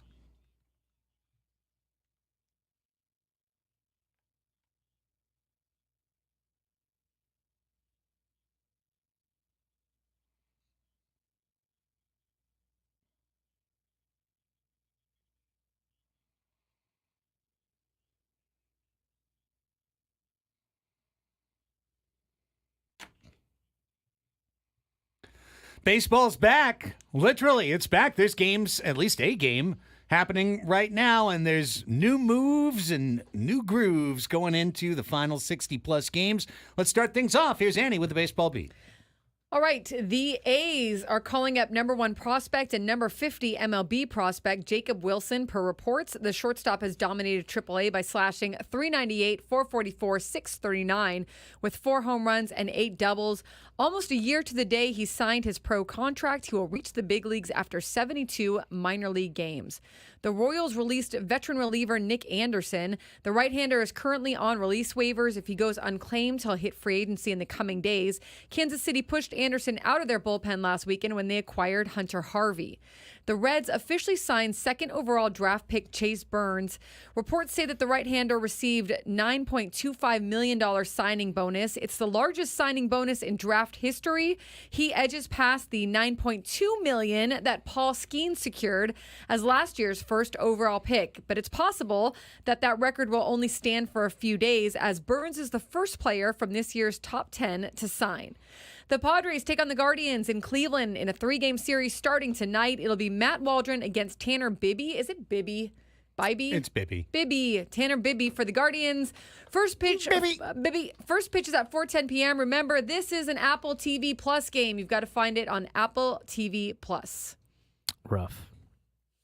Now here's baseball's schedule for the weekend, including a game in progress with Braden. His name is Adam says it's Bibby. It's Bybee. Bibby. Is it? Yes, that's what Baseball Tanner Bybee. Reference says. Whatever. Tanner See, I should have looked at Bybee. I call him Bibby. Not to be confused with Mike Mike Bibby. Bibby, Arizona Wildcat legend. Great point guard. Sacramento Kings. All right, MLB scores. We get the NFL and college athletics. Arizona Diamondbacks 3-0 lead on Chicago Cubs. Welcome back. Yeah, not good for us. Steele. Thanks for helping us out. Justin Steele getting stolen. He's getting lit at Wrigley Field, and not the fun way like most of the people in the stands are doing right now. Diamondbacks up 3-0 top half of the third. Games this weekend: Padres at the Guardians, Phillies and Pirates, Reds and Nationals, Tigers north of the border to take on Toronto. What is it? I thought this looks like rivalry week. Right. Phillies and Pirates are playing during rivalry week. They're playing this weekend. Tigers and Blue Jays, rivalry week. They're playing this weekend. Rays and Yankees, I guess, are rivals. Mets and Marlins are division rivals. Cardinals, Braves. White Sox at the Royals. Orioles at the Rangers. Giants and Rockies. Halos and Athletics. Astros and Mariners. And the Red Sox out in L.A. to take on the Los Angeles Dodgers this weekend. That's your weekend look at Major League Baseball. Let's get to some college football news. Utah State's athletic director and university president told football coach Blake Anderson he was fired for attempting to personally investigate the circumstances of a player's domestic violence arrest, according to a termination letter obtained by ESPN on Friday. Anderson contacted the girlfriend and roommate of Utah State football player in April of 2023 after learning that the player had been arrested due to an alleged domestic abuse incident, according to an investigation commissioned by the university. Anderson said he was on a, quote, fact-finding mission. What? To determine if the player should be suspended or if they needed to take any further action, according to an investigative report obtained via public records request. University officials received the final report, which was conducted by Hush Blackwell Law Firm on July 1st. The school announced it had placed Anderson on leave on July 2nd and formalized their decision to fire him on Thursday. A letter signed by the school's athletic director and university president cited several reasons reasons for firing him, but highlighting his efforts to, quote, investigate the player's behavior rather than immediately report the issue to the university's Office of Equity. That seems like a major no-no. Right. Did anybody A not major learn no-no. from previous coaches like at Baylor and stuff about doing these things? I mean, to go talk to the girlfriend or the alleged victim of this to see if it's actually, like, what are you doing? Fact finding. Just put the guy It's disgusting. on Yeah, suspension and let everybody else handle it. And then if he's cleared, he's cleared. Don't do it yourself. Right. That is asinine. In other news, Alabama will honor former coach Nick Saban by naming its football playing field for him at Bryant-Denny Stadium. School announced Friday. The Honorary Degrees and Recognition Committee of the Alabama System Board of Trustees unanimously approved the resolution Friday. Ceremony to dedicate the Saban Field at Bryant-Denny Stadium is scheduled for September 7th in conjunction with the South Florida game. So now it'll be Saban Field at Bryant-Denny Stadium down in Alabama. Auburn head coach Hugh Freeze conceded Thursday that relinquishing play calling duties for the first time in his career last season was so dang uncomfortable that he had to make a change. I don't mean this to say I'm some offensive guru or anything, but I felt like I took one of my strengths off the table. He also mentioned that it hurt team morale, that he was no longer calling plays and now he's going to call plays. Oh, okay. Are we believing this at all? It hurt his morale. Are we I don't know believing about this team at all morale. from the guy that like coached from a hospital bed in the stadium one time? Yeah, I remember that. Do you remember that? Yeah. Yeah, I had to show you guys that. That's huh? very Yeah. performative. I don't really like. I'm in Hugh my Freeze hospital is bed. like, Sweep right. Have you ever heard him talk? Bring me like- my yogurt. Now power sweep left. I'm a Catholic guy, you know, and I'm not gonna bring him about religion, but like he like overdoes the religion thing, and it's like on top of this, it's just and it's eyewash. It's just too much eyewash. Be true to yourself, my guy, and he's not. If God cares who wins in the SEC, I have some questions for God. Well, he obviously doesn't like Hugh Freeze, so. Jacksonville Jaguars sued their former employee who stole $22 million from the team in Florida State court Thursday for $66 million in damages. Former employee who stole $22 million from the team is getting sued for $66 million in damages. Amit Patel, who oversaw the team's virtual credit card program, pleaded guilty in federal court in December to stealing more than $22 million from the team over a 3.5-year period to pay off gambling debts and fund a life of luxury. Where have I heard this story before? In Thursday's filing, the team said that Patel stole the bulk of that money, $20 million, in just 8 months. Where have I heard this story before? This sounds very familiar. It just happened to the Jaguars, I guess, instead. Wow. What is happening in the world? Every one of those stories I just said has a major eye roll to all of them of actions of human beings. Right. It's like, That what are we is- doing? Only here on The Fix do you get stuff like that. Here's Craig. Hang on. I'm going to give that 3 seconds pause just to let it breathe. Okay, let's go on to something else now. The 152nd Open Championship has been an absolute bear at Royal Troon, where it is 70 degrees and mild wind, but the pot bunkers and everything else that makes links golf so tough is bedeviling a field of the world's best golfers. Let's separate this into 3 groups. Who's in it, who's still kind of in it, and who's completely out of it. Shane Lowry is your leader. First round leader holds to the second round by shooting 69 today. He is at 7 under par. He is 2 strokes ahead of Daniel Brown and Justin Rose, who are tied for second place. Tied for fourth, Billy Horschel, Dean Burmester, and Scott Scheffler. They are 2 under par. At 1 under par, Corey Connors, Jason Day, Xander Schauffele, and Patrick Cantlay. And that's it for players under par at the Open. Pretty incredible. Still in it, lurking, Dustin Johnson, Brooks Koepka, 2 Live Golf guys are at 1 over par. John Rahm, another Live Golf guy, is at 1 over par. Sepp Straka is at 2 over. Patrick Harrington at 3 over. Matthew Pavon at 2 over. These people are still technically in it, although they're now getting to 8-9 shots off the pace. Justin Thomas led after the first half of the first round, carded a 78 today. He's at 4 over, but made the cut. The cut line is going to be 6 over par. And missing the cut, both of the number 1 and 2 players in the world and number 1 and 2 finishers at the U.S. Open. Bryson DeChambeau is at 9 over par, playing 18. I guess if he hole-in-ones 18 on a par 4, which he's not going to do, then he could make the cut. No, he's going to miss the cut. Not nearly as badly as Rory McIlroy, who finishes at 11. He got a couple birdies late to finish at 11 over par and well off. Tiger Woods, 14 over par, down and out. Moving date tomorrow at Royal Troon. On to the NBA. The Nets are trading for Memphis Grizzlies small forward Zaire Williams along with a 2030 second-round pick in return for power forward Mamadi Diakite. That is according to ESPN's Adrian Wojnarowski. Zaire Williams, a former first-round pick, 10th overall selection by Memphis in 2021. Yesterday in the Summer League, if we're going to pick on Bronny James when he does well, we're going to bring up Bronny James, or when he does poorly, we'll praise him when he does well. Bronny James with his second straight double-digit scoring effort in a second straight win for the Lakers in the Summer League. 13 points on 5 of 10 shooting, 5 rebounds, 3 assists, 3 turnovers. Lakers Summer League beat the Cavaliers Summer League team 93-89. Second straight game with double-digit points for Bronny after starting his professional career 0 for 15 on three-pointers. Tomorrow in soccer, San Diego Wave FC play in the beginning of Summer Cup 2024, a cross-league tournament between the NWSL and Liga MX Femenil. There will be 3 matches played in a group stage and then a semifinal and a final. First matchup, all NWSL for the Wave. San Diego Wave FC hosting Bay FC tomorrow night. That will be at Torero Stadium tomorrow night at 7 o'clock. San Diego Strike Force conclude their regular season tomorrow night at 7 o'clock at Pechanga Arena when they host the Bay Area Panthers. And the New Zealand All Blacks play an exhibition tonight of rugby at Snapdragon Stadium at 7:30 p.m. And there it is, your 12 o'clock Sports Fix, weekend preview edition for Friday, July 19th.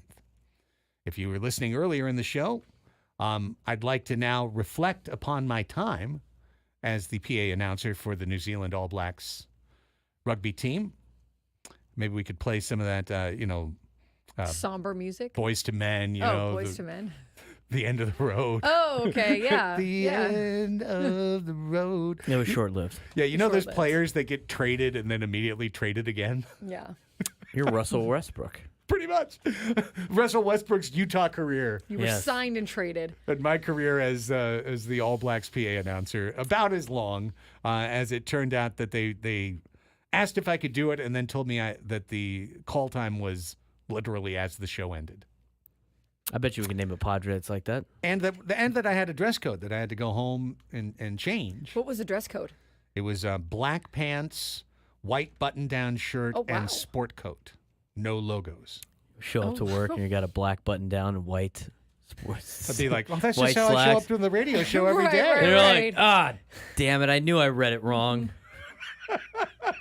That is a No, specific gotta dress go. code. Gotta get out. Really is. Get out. I mean, you had to make sure like everything's clean and pressed and the way you wanted. And I mean, I guess for the All Blacks, they want you wearing black. 100%, but you kind of, it's something that it would be great to know. Now, they couldn't let you know because you're filling in for someone who is sick, Right. but it's a specific thing for a last minute Go to the dry cleaner. request. When do you Yeah. need this by? About an hour? Yeah. Can you make that happen for me? Yeah. No? All right, well. Well, listen. Sorry, always Mark, can't do it. Always happy to help, Mr. Neville. Anytime you need my help, I'm always happy to answer your call for anything you need. However, in this case, it didn't come together. It didn't come together, but come together. there's always next time. There is. There's always next time. I mean, will there be a next time? I don't know. Will the All Blacks come back? I don't know. I think it's going to be a great game, a great match. And I think when they shoot to the PA announcer and they're all, and all the personnel, and they're all dressed in their black slacks, white button down, and sport coat, I'm going to be like, you know what? I appreciate it. Yeah. I appreciate the consistency. It's pretty funny. No, it's, yeah. So, okay, hey, I'd just like to thank everyone involved for all the time and consideration for the text thread. Is this your retirement This speech? is my, Yes. I thought there was a lot of moments. There were a lot of memories that were made along the way. And the friends in the journey, that's what I'm going to remember most. In fact, if you two folks on that text thread could send me your names, then I'll remember those names. Gladly, thank you. I'll for say, this. thank for you, your service. anonymous helper who told me my dress code at 2:00 start time. And thank you, anonymous person who said it's okay. Who then moved on from you Yeah, and was we'll- like, next person. Mark Neville has agreed to do the job now himself. So We will focus all our efforts on him now. that's great. Appreciate it. Appreciate you all. When we come back, normally we do this at 1:20 on Fridays, but we've got Mackenzie Doniak joining us at 1:20 next hour. So it's time for Crossing Streams with Media Melanie. Melanie will be checking in. We're going to have a brief word on the Emmy nominations that came out, and then she's got a streaming recommendation that she said is an Emmy-nominated Ooh. streaming recommendation. And I've got a, well, I'll call it an Olympics prep recommendation for you, something you might want to watch before the Olympics start. That's all coming up. Quick time out. Stay right here. Annie and Elsten on San Diego's #1 sports station, 97.3 The Fan.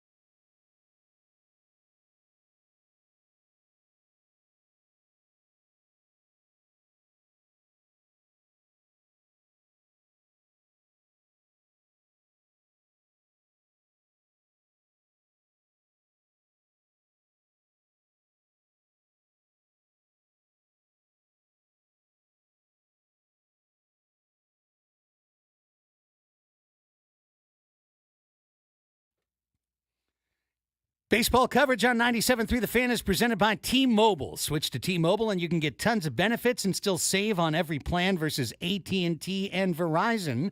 Use their savings calculator to find out how. Go to T-Mobile.com/switch. T-Mobile.com/switch. Annie and Elsten back with you. It is time for Crossing Streams. This is our regular Friday segment, something fun to take you into the weekend. We know you're going to be watching plenty of sports with baseball back. Summer Olympics are around the bend in a couple of weeks. But what about something else? Maybe at some point you're going to want to watch something else, something from the streaming television universe. Well, that's why we have Media Melanie along as our compadre. She shows up every Friday to offer a streaming television recommendation and maybe a little Emmy talk here this afternoon as well. And she joins us now on the 97.3 The Fan hotline. Hello, Melanie. How are you? I'm well, Craig. Looking forward to another nice summer weekend here. Yeah, it's going to be beautiful. We pay for it. Let's hopefully all enjoy it. Pride Parade, I believe, this weekend down in Hillcrest, Bankers Hill. So hopefully everyone has a safe and a great time. Emmy noms all came out. What were your thoughts on what took place? Well, they sure did. And Apple TV Plus, which I do recommend a lot of their shows here, landed 72 nominations, with the morning show garnering the most at 16. Although I was a little surprised that Hijack got a look, despite that show starring Idris Elba. Not my favorite, but I guess good for him. Shows like Shogun, The Bear, Hacks, Morning Show, and Only Murders in the Building secured substantial noms. Same with Baby Reindeer. And Craig, in the best drama category, there's a lot of shows we've covered, including Three Body Problem, Fallout, Mr. and Mrs. Smith, and Shogun, plus The Crown, Gilded Age, The Morning Show, and my pick for today, which we'll get to in just a second. I also wanted to highlight the limited series category, which has one of your favorites, Ripley, in there, along with Baby Reindeer, another one that you've covered, Fargo, Lessons in Chemistry, which I loved, and also True Detective Night Country. And one snub that was a little notable, despite all the buzz, was The Curse with Emma Stone on Paramount Plus. It was supposed to get some looks, but it did not. And I feel validated because I thought that was one of the worst endings of all time for a TV show. You know, I think it was one of the most audacious programs I've watched. And I deeply respect the commitment to the bit. And the ending was as surreal as it possibly could be. And I'm completely unsurprised that it got no nominations. Although, to be honest, I think I just blanked on the name of the woman. Thought she was incredible. Emma Stone? Thank you, Emma Stone. Oh my gosh, I don't know what. Yeah. Sorry, a smooth stone apparently is rattling around in here instead of my brain. Yeah, I thought actually that was maybe her best performance I've ever seen in The Curse. She was great. Just the show as a whole, it felt very Nathan Fielder-esque. And again, that ending it was surreal. It was outside the box. But I had a hard time getting through the series. I had to watch it in 2 separate sittings because it just wasn't capturing me. But with all the buzz, I had to watch it. But yeah, she was pretty good in it. But aside from that, The only real complaint or issue I have is in categorizing because The Bear is dominating comedy nominations, and I don't think it's a comedy. I think it's a drama. Likewise, Mr. and Mrs. Smith being nominated for a drama, I think that was a comedy. So I don't know if this is just my own personal issue on this, Melanie, or not, but especially the Bear. Like, how many times do you laugh out loud watching The Bear? Yeah, I just did an Instagram video on this because I completely agree. I don't think it's a true comedy. It's not laugh out loud. And there are some other shows, I think, that maybe deserve the spot in that category more. And it definitely skews much more dramedy. So I'm there with you. And Mr. and Mrs. Smith also agree. And really, that was supposed to have been a limited series. So they, shifted categories anyway after it got picked up for a second season. So even Fallout. Slow Horses. Those are shows that use comedy all the time. Not to say that they are all comedies, but compared to The Bear. But we digress. Let's get to your streaming recommendation. Yes, speaking of slow horses, as mentioned, I did want to go with an Emmy-nominated series. So I am highlighting Slow Horses on Apple TV Plus, which Okay. is nominated for a total of 9 Emmys, Craig, Wow. I mean, third including season, Best right? Drama. Yeah, third season for Slow Horses.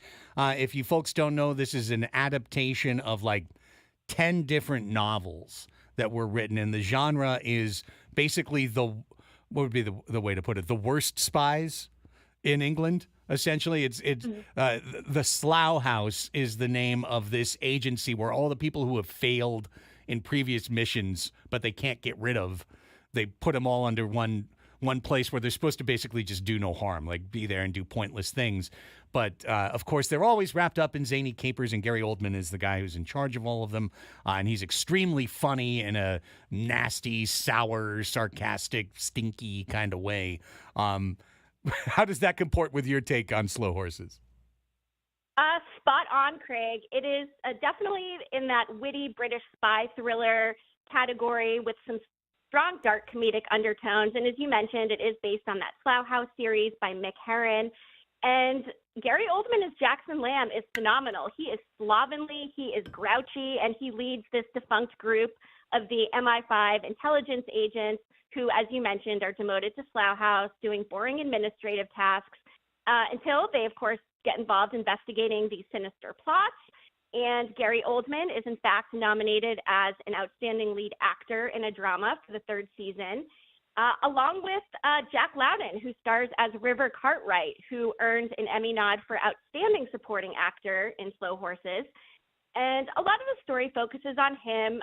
He was demoted to Slough House following a very public training misstep. He has a redemption storyline with a focus on his grandfather, who he receives guidance from as an MI5 legend. And the series is really smart. It's full of action, conspiracy, as you mentioned, dark comedy. It does that very well. And it's probably one of my top 3 series on Apple TV Plus as a whole. And it did premiere in 2022. As you said, it currently has 3 seasons. Season 4 is returning in September of 2024, already renewed for a 5th season. And with only 6 episodes in each season, it's really not too heavy of a streaming lift to go ahead and catch up. So I highly recommend this, and I'm very happy to see it getting some looks for Emmy nominations this year. Well, I double your recommendation. To be sure, Slow Horses is the kind of show that's fun, but also has enough of a little bit of a mystery, twisty plot, whodunit, spy caper, double cross type elements to it. It'll keep you intrigued. It'll keep you locked in, and it's also it's a pretty fun show, light on its feet. So I find Slow Horses to be very enjoyable. I think a lot of folks in the audience would as well. Great recommendation, Melanie. For myself, this one is, I'm not saying it's high theater in the form of almost literally anything that we've talked about, but if you're getting ready for the Olympics, you might want to check out a Netflix documentary that's currently number 1 trending on Netflix. If you go on their top 10, it's their number 1 show. And that is Simone Biles Rising. And it's a documentary series. The first 2 episodes are out. There'll be a couple more probably next week, I'm assuming, before we get to the Olympics. But if you're getting ready to watch the Olympics and you kind of want to get back into some of the storylines, you might have remembered or you might have forgotten that Simone Biles was the biggest storyline of the Tokyo Olympics when she led the U.S. women's gymnastics team in as the face of the U.S. women's team. She was on every single billboard. She was the number 1 gymnast in the world, and she was fully expected to win multiple gold medals and lead the United States to a gold medal. And then on the first day of team competition, on her first warm-up vault, she lost it. She just lost it. Like mentally, she couldn't find herself in her jumps. And it was a situation that, as she discusses in the documentary, could be a fatal situation to go plowing down the floor on a vault and lose your place in your jump and land on your neck or land on your head. She had the twisties. That's what it's called, right? The twisties. And you cannot, it's really scary. And so there was a lot of talk around Simone Biles during the Tokyo Games. And of course, a lot of criticism. that was levied at Simone Biles. A lot of people in positions like ours, Annie, were sitting there, shredding Simone Biles behind a microphone saying, you quit on your team, you quit on your country, what are you doing? So this is, and certainly this was done with her production team, like you understand this wasn't a neutral third party. It's a little bit of a hagiography, but you get the chance to really sit with Simone Biles in her words, going through everything that happened, not only that day, but in the weeks, months, and years to follow. Because what I didn't know before I watched was that she couldn't really hit a jump or hit a routine until 2023. That really this issue stayed with her for almost 3 years. And she would come in and out of training. She would come in and out of the U.S. Olympic training facilities. She'd come in and out of being with her teammates. But she would be jumping into the foam pits and whatnot because she couldn't even risk doing a routine because of the risk of physical harm. And she would miss all the time. She would miss for 3 years. Yeah, most gymnasts would have been out by that point. Your career's done. It's over. Yeah, and she's back. And the documentary goes through in those first 2 episodes just her road to get back to being on the team for Paris this summer. So I would recommend it to anybody who is going to watch the Summer Games and is going to be transfixed on women's gymnastics and is going to be transfixed on Team USA and Simone Biles, to hear this story in her words, her coaches, her husband, all of the different people who have been around Simone Biles, to understand the story, because I think the understanding of the story is going to put you back in her corner naturally, which is the goal of the documentary, but also is going to give you that background. I mean, I know personally, Melanie, when she goes out for her first routine, it's going to be all eyes, because you're going to wonder, okay, she's good now, but what about when the moment hits? We're all going to be, the whole world is going to be wondering that in about 2 weeks. Right? How's it going to go? And, I see Maria in the comments saying that the documentary was so good and she cried in the first episode. So I'm here for that emotion, and I am definitely going to add this one to my watch list too, Craig. All right, so we got Slow Horses and we got Simone Biles Rising. Slow Horses on Apple TV Plus and Simone Biles Rising on Netflix. And shout out M. McKee, who says, absolute love. We are lady parts, by the way, obsessed. So really glad to see that recommendation has been starting to make the rounds through the Annie and Elsten audience. Media Melanie, before you go, let everyone know where they can continue to follow your many exploits. Yes, you can follow me at Media Melanie on the various socials, and subscribe to MediaMelanieTV.com for more of my TV takes. All right. Thank you so much, Melanie. We appreciate it, and we'll chat with you next Friday. Thanks. Sounds good. Have a great weekend, everyone. Media Melanie. Follow her on all the socials. 2 great recommendations. Mm-hmm. Love the one that Media Melanie had. I'm definitely interested in the Simone Biles one. So, yeah, good stuff right there. Yeah, easy watch, too. I knocked that out last night. Great job, Media. I want to call her Media. Great job, Media. Good job, Media. Great job, Melanie. Great job, Media. Media Mel. How long is it, Biles? Yeah, each episode was 55 minutes. Lovely. So yeah, I knocked that out in 2 hours. Yeah. While I was waiting for Big Brother to come on last night, which didn't come on till very, very, very, Did very that late. meet your expectations? Nope. Uh-oh. Wow. Well, actually, it did, for being dumb. Okay. Okay. I expect Big Brother to kind of be dumb most of the time, and they've decided to do this artificial intelligence twist. But to me, people say AI, but that it doesn't mean anything. You know what I mean? What do you mean when you say AI? Mm-hmm. Are you just saying robotics? Are you just are you saying a computer program? Because I grew up with this stuff. I feel like people are rediscovering the early 1980s these days. AI, what can it do? What's going on? It's a computer program. That's what AI is. It's a computer program. Yeah. That's gotten really lifelike. Yeah, sure. It's still a computer program. Yeah. So, it's not like an actual, I think that is true. Sometimes when I think of AI, it seems like they're like these robot forces that are somewhere that are, showing up and looking like the person that you thought someone else is or something. And no, now it's just a vehicle it's just generated yeah, stuff. It's a vehicle for them to send contestants into another contest. Oh, you're in the AI arena now. Like, What does that mean? it doesn't mean anything. It's meaningless. It's garbage that somebody in a producer's suite came up with. Like, well, what's this year's theme? AI. Everyone's talking about it. And some That's dumb because they're like exec. buzzwords. They want the buzzwords. That's exactly right. Yeah. I can just see the people's like thick-headedness is clang right off. Oh yeah, AI. That sounds good. Okay. Oh wow, that's going to be fun. Anyways, I digress. I watched Simone Biles while I was waiting There you go. to be let down, and it turned out okay. I want to say that I saw AI generated Ron Washington comments on social media.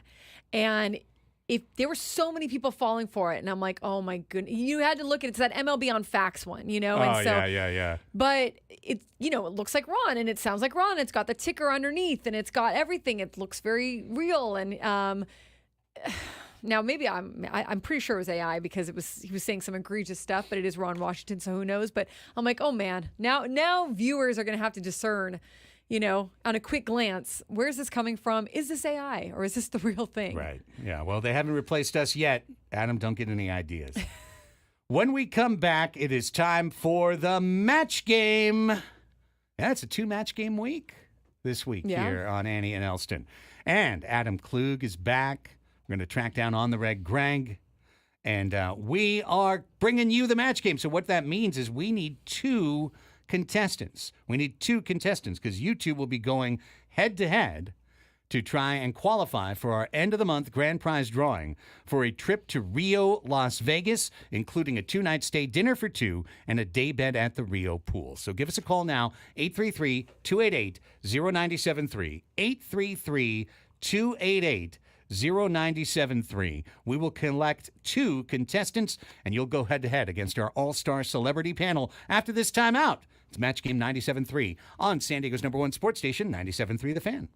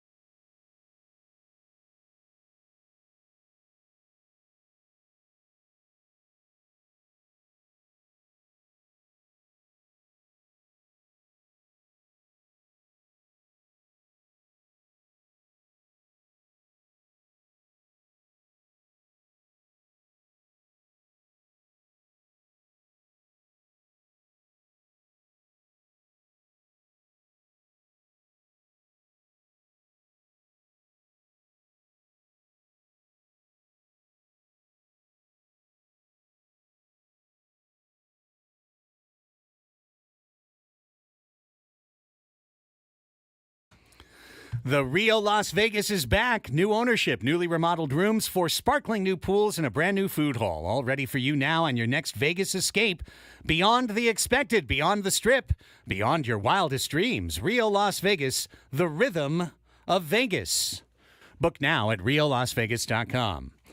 Rio is where you're going if you're the winner of today's silly game. And today's the match game. Get ready to match the stars. Annie Heilbrunn. Hello. Adam Klug. Hey, everybody. On the reg, Greg. Happy to be here. Happy to be anywhere. And the man who's trying to get all those microphones on, Braden Zaprennan. What's up? Am I on now? There we Can't go. remember My the last button time wasn't we used- working over here. That's because it was Westwood 1, and I can't remember last time we used that. Oh, wow. Westwood 1. Oh, the Stealing your buttons. stuff. I'm your host, Gene Rayburn, and this is Match Game 97.3. All right, we've got 2 contestants looking to get lucky today and enter our end-of-the-month grand prize drawing for a trip to Rio Las Vegas, including a 2-night stay, dinner for 2, and a day bed at the Rio pool. Let's welcome contestant number 1. It's John in San Diego. Hi, John. Welcome to the Match Game. How's it going, guys? It's going good. John, tell us a little bit about yourself. Big-time Padres fan. Looking forward to the second half of the season. Okay. John, you are taking on Terry in Mission Valley. Hi, Terry. Welcome to the Match Game. Hi, Terry. Hello, Terry. I'm here, yeah. Thank you. Hi, Terry. Thanks for turning up. Tell us a little bit about yourself. You're contestant number 2 today. I'm a full-time season ticket holder. Padres. All right. Yep. Go Nice, Pods. nice. Okay, we got 2 Padre fans on the All line. right. Okay, all right. Well, guys, here's how the game works. It's going to be played in 2 rounds. You will each get 1 question apiece. And the way it works is very simple. I'll read the question. You, the contestant, will stay quiet while our all-star panel writes in their best answer. Then, when they tell me they're done, I'll come back to you, read the prompt again. You'll have the chance to give me your best answer, and we'll see how many times you get a match. The person who gets the most matches over 2 rounds is the winner and is in the drawing for Vegas. Does it all make sense? Any questions? No. I don't think so. I appreciate both of you chiming in on Let's behalf of John and go. Terry. John, you are contestant number 1. So in round number 1, you get the opportunity. Would you like question A or question B? Question A. Question A it is. All right, panelists. Round 1, question A, lock in. The Odyssey coffee machine is malfunctioning. Turns out M. Peter replaced the coffee beans with blank beans. Actual Can we get Peter? a disclaimer? By the way, as a disclaimer, all characters appearing on Match Game 97.3 are entirely fictitious and bear no resemblance to anybody living or dead or with the exact identical name. Any such correlations are completely coincidental. I was worried about the coffee I drank this morning, so I was not paying attention I couldn't to the even question focus after on that. the question. I just yes, needed that. so what Without do we the got? disclaimer, can you read it again? Yeah, all of these characters are fake. Okay. So the fake coffee machine, what happened to it? The Odyssey coffee machine, also not any resemblance to the corporation Odyssey. Right. The Odyssey coffee machine is malfunctioning. Turns out M. Peter replaced the coffee beans with blank beans. Blank beans. Let me know when you have Ready. an answer. Adam's ready. I'm ready. Greg's ready. Ready. Annie's ready. Okay, John, it's your turn. The Odyssey coffee machine is malfunctioning. Turns out M. Peter replaced the coffee beans with Black beans. black beans. Good answer. Rough. It's a great answer. Seems like it'd be bad on the machine. I put chocolate chips. Chocolate chips are not beans. Oh, She got the ones that are bean shaped. He thought didn't they say looked- beans. I thought they did looked say like beans. He did. I Not- thought they not looked in like the coffee question. beans. Blank beans. I said blank beans. I said Thanks blank on the beans. right, Greg. Yeah, I got your back. It's okay. I went magic beans. Magic beans. Oh, that's a good answer. And Peter will sell you those out of the back of his car. He will indeed. He will. I went lima bean. Very fair, very fair. All right, Braden, I one went last with chance. Jelly beans. Oh, Jelly good beans. one. Jelly beans. Specifically basically the ones that Adam had to eat the other day. Well, John, I thought it was a great We got some answer. jelly beans over here in the No, studio. thanks. Yeah, didn't. Yeah, don't eat those jelly beans. That'll make some really bad coffee. That would Well, be John, no matches for cruel. you in round one, but you'll get another chance in round two. Terry, it is now your turn, so listen carefully as the panelists lock in on round one, question B. All right, panelists, here we go. Jonty Jurickson is back from Texas, but he forgot to pack his blank. Jonty Jurickson is back from Texas, but he forgot to pack his blank. Hang on. Hang on there, Terry. Hang on, Terry. Hang on, Terry. You got to wait for them to write in their answers. Hang on. Okay. They'll let me know when they're done. I got one. Braden's got one. Adam's got one. Got one. Everyone's ready. All right, Terry, I'm back to you. Jonty Jurickson is back from Texas, but he forgot to pack his blank. How would you like to fill that in? Sunglasses. Forgot to pack his sunglasses. Doggone it. He thought it would be a rainy weekend in Cleveland. Yeah. The game's indoors. I put hat, well, cowboy hat, but Right. I would have taken hat. Yeah, Hat would have been accepted. right. Glove. Oh, he's gonna play left field. Cleats. The orange marker on my board is not really visible on the YouTube page, but I put his Will Smith friendship card. He left it there. Oh, He love forgot to that. pack it. He Yeah. didn't pack it with him. Yeah. So coincidental. Continuing a very long-standing tradition, we are 0-0 after one round. But Terry, because you are contestant B, you get to go first in round two. So in this round, would you like question A or question B?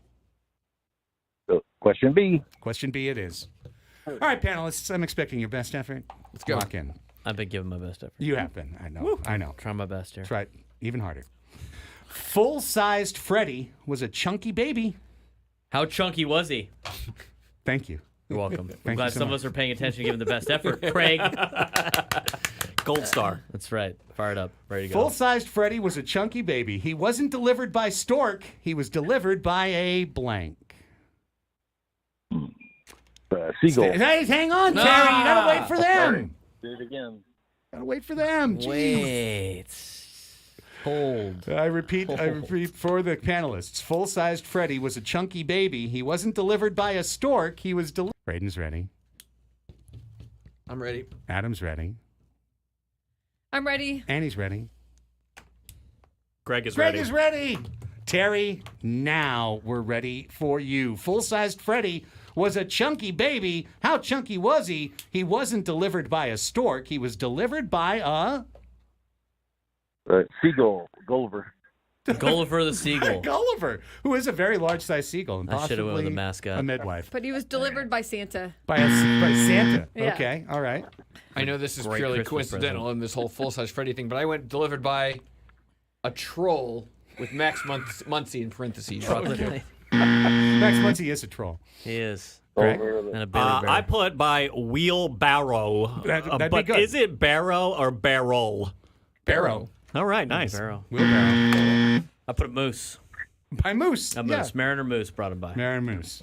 I would have thought, by Crane. All right, by, one match wins this game, huh? All right, John, it's all for you, buddy. It's all for you. John, all you need is one match and you win. Otherwise, you both lose.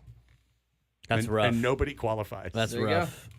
And then we send Craig to Vegas. That's how we're going to play it today. No pressure. That's how we're going to play it today. But I think you're going to get this one right. I don't know if you will. I have no idea. Here we go.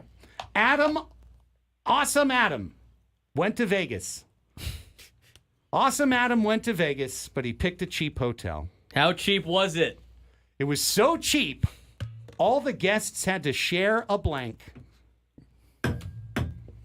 Awesome Adam went to Vegas, but he picked a cheap hotel. I can answer this one. It's so cheap, all the guests had to share a blank. Well, I'd hope you could answer that one. Done. Ready. Ready. Let's go. Everyone's ready. John, we turn our lonely ears to you. Come on, John. Here we go. Awesome You know the Adam most obvious- went to Vegas, but he I'll picked go a with the cheap most hotel. obvious- What do you say? What do you say? Well, the most obvious answer here, Craig, but Yep. I don't know what this game, it may not necessarily be that obvious, but bed. A bed. All the guests had to share a bed. That's I'd rough. say a bed or a bath would be the obvious answers. Let's find out. Bed! Bed! We have a winner! Let's see the rest of the I answers. know this is purely coincidental, but I went pool. Share a Because pool. someone I know named Adam who just got back from Vegas, the adult pool was closed, and so the family pool was the only pool, and everybody had to share. Oddly specific answer. Yeah, very specific. Let's I know. double down. Bed. Bed. Hey! I put toothbrush. Toothbrush. That's a good answer. That'd be rough. Well, John, congratulations. Congratulations. You did it. You won the match game. Stay right there, John. Stay on hold. Braden will get all your information. We hope that you are the one who wins the prize at the end of the year. Greg, Adam, Annie, and Braden, thank you so much. No, thank you. Thank you. I'm off Thank already. you. I'm back. Thank you. Thank you. Appreciate you all. We'll come back with final hour of Annie and Elsten. We'll preview the Padres and Guardians. We're going to bring you Wave FC forward Mackenzie Doniak and Ask Us Anything, all in the next 60 minutes right here on The Fan.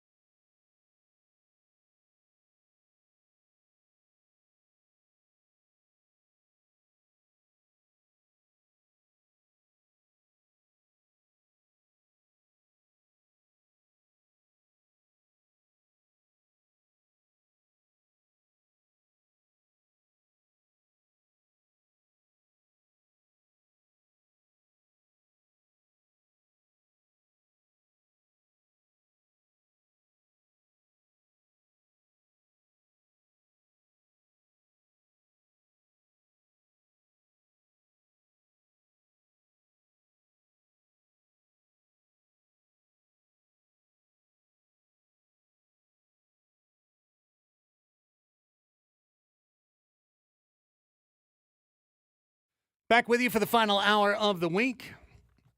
The most challenging week in sports talk radio. It's almost over. It's basically over. All Made the it hard through. stuff's done. All the hard stuff's done. Now we're talking baseball. We got a preview. Got a lineup. Got a lineup. Give me a lineup. Yeah. Doo-doo-doo-doo-doo. Padres versus Guardians, 4:10. What do we got? Braden was kind enough to send it over. Here it is. Okay.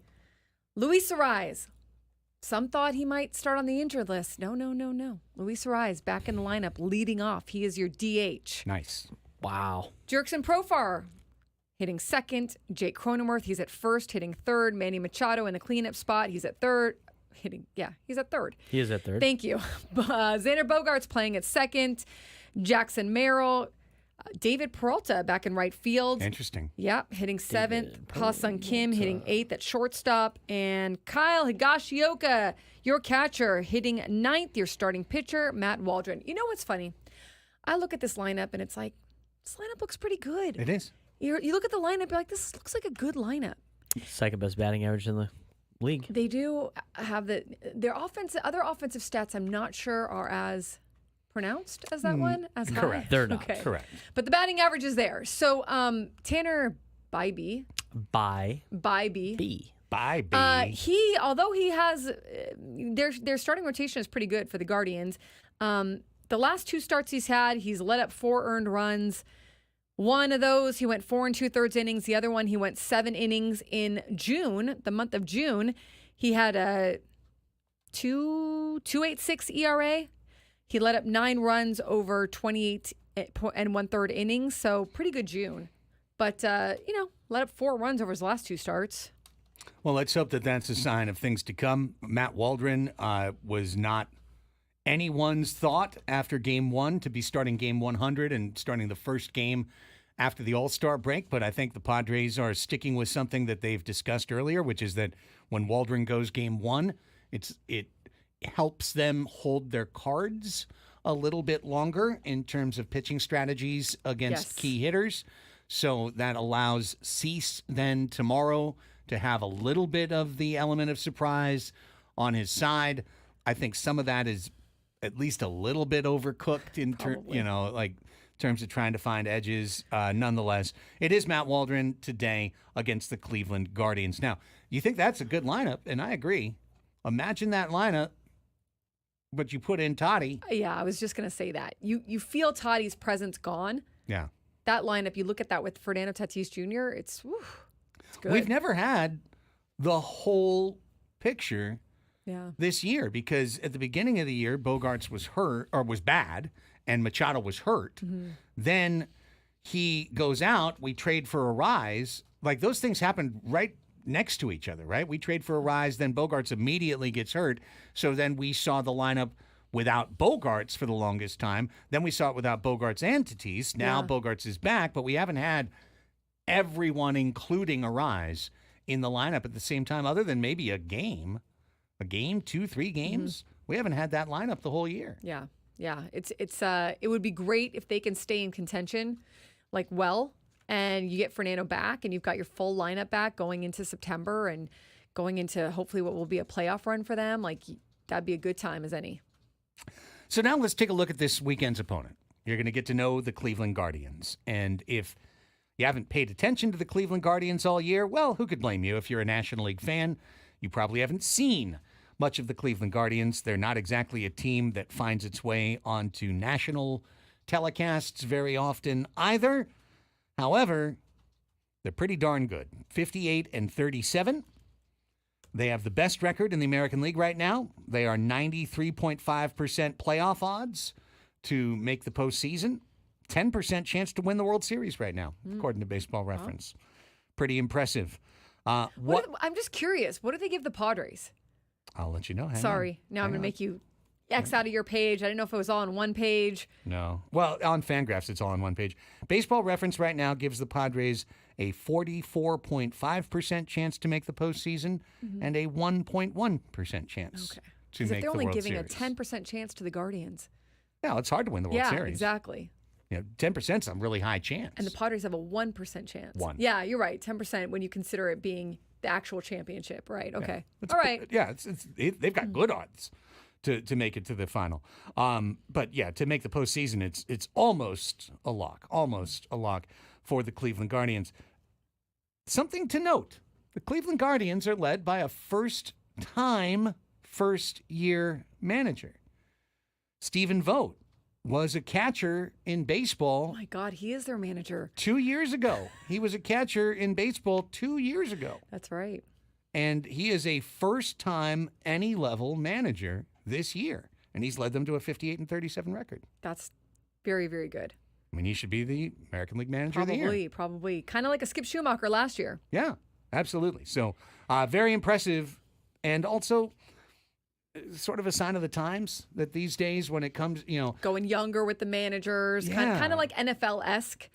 Yeah, no, I agree. And Or even your buddy over there with the Lakers. yeah, Reddick. Yeah. Yes. Vogt. I don't know that Vogt had a podcast. I don't know that he didn't. I don't know that he didn't. Right. I don't know that he Probably didn't. made some podcast appearances. I do know that he was always really well thought of when he was the A's catcher, as he started to bounce around. I think he ended in Arizona, but he was always a really thoughtful veteran, one of those Yes. guys that would interview on MLB Network all the time. Very respected. Yeah. So, Knows boy, the difficulty of playing the game. They have they're 6-11. The Guardians 6-11 winning percentage, second best in the majors, behind only the Phillies. They are 30-11 at home. They have not lost a series in Cleveland this year. 11th in on-base percentage, 12th in slugging, 7th in ERA, and they've got a good bullpen. The baseball's best bullpen.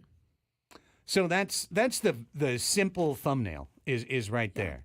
I just got the team comparison numbers open. So like the Padres have Cleveland has outscored the Padres by 6 runs.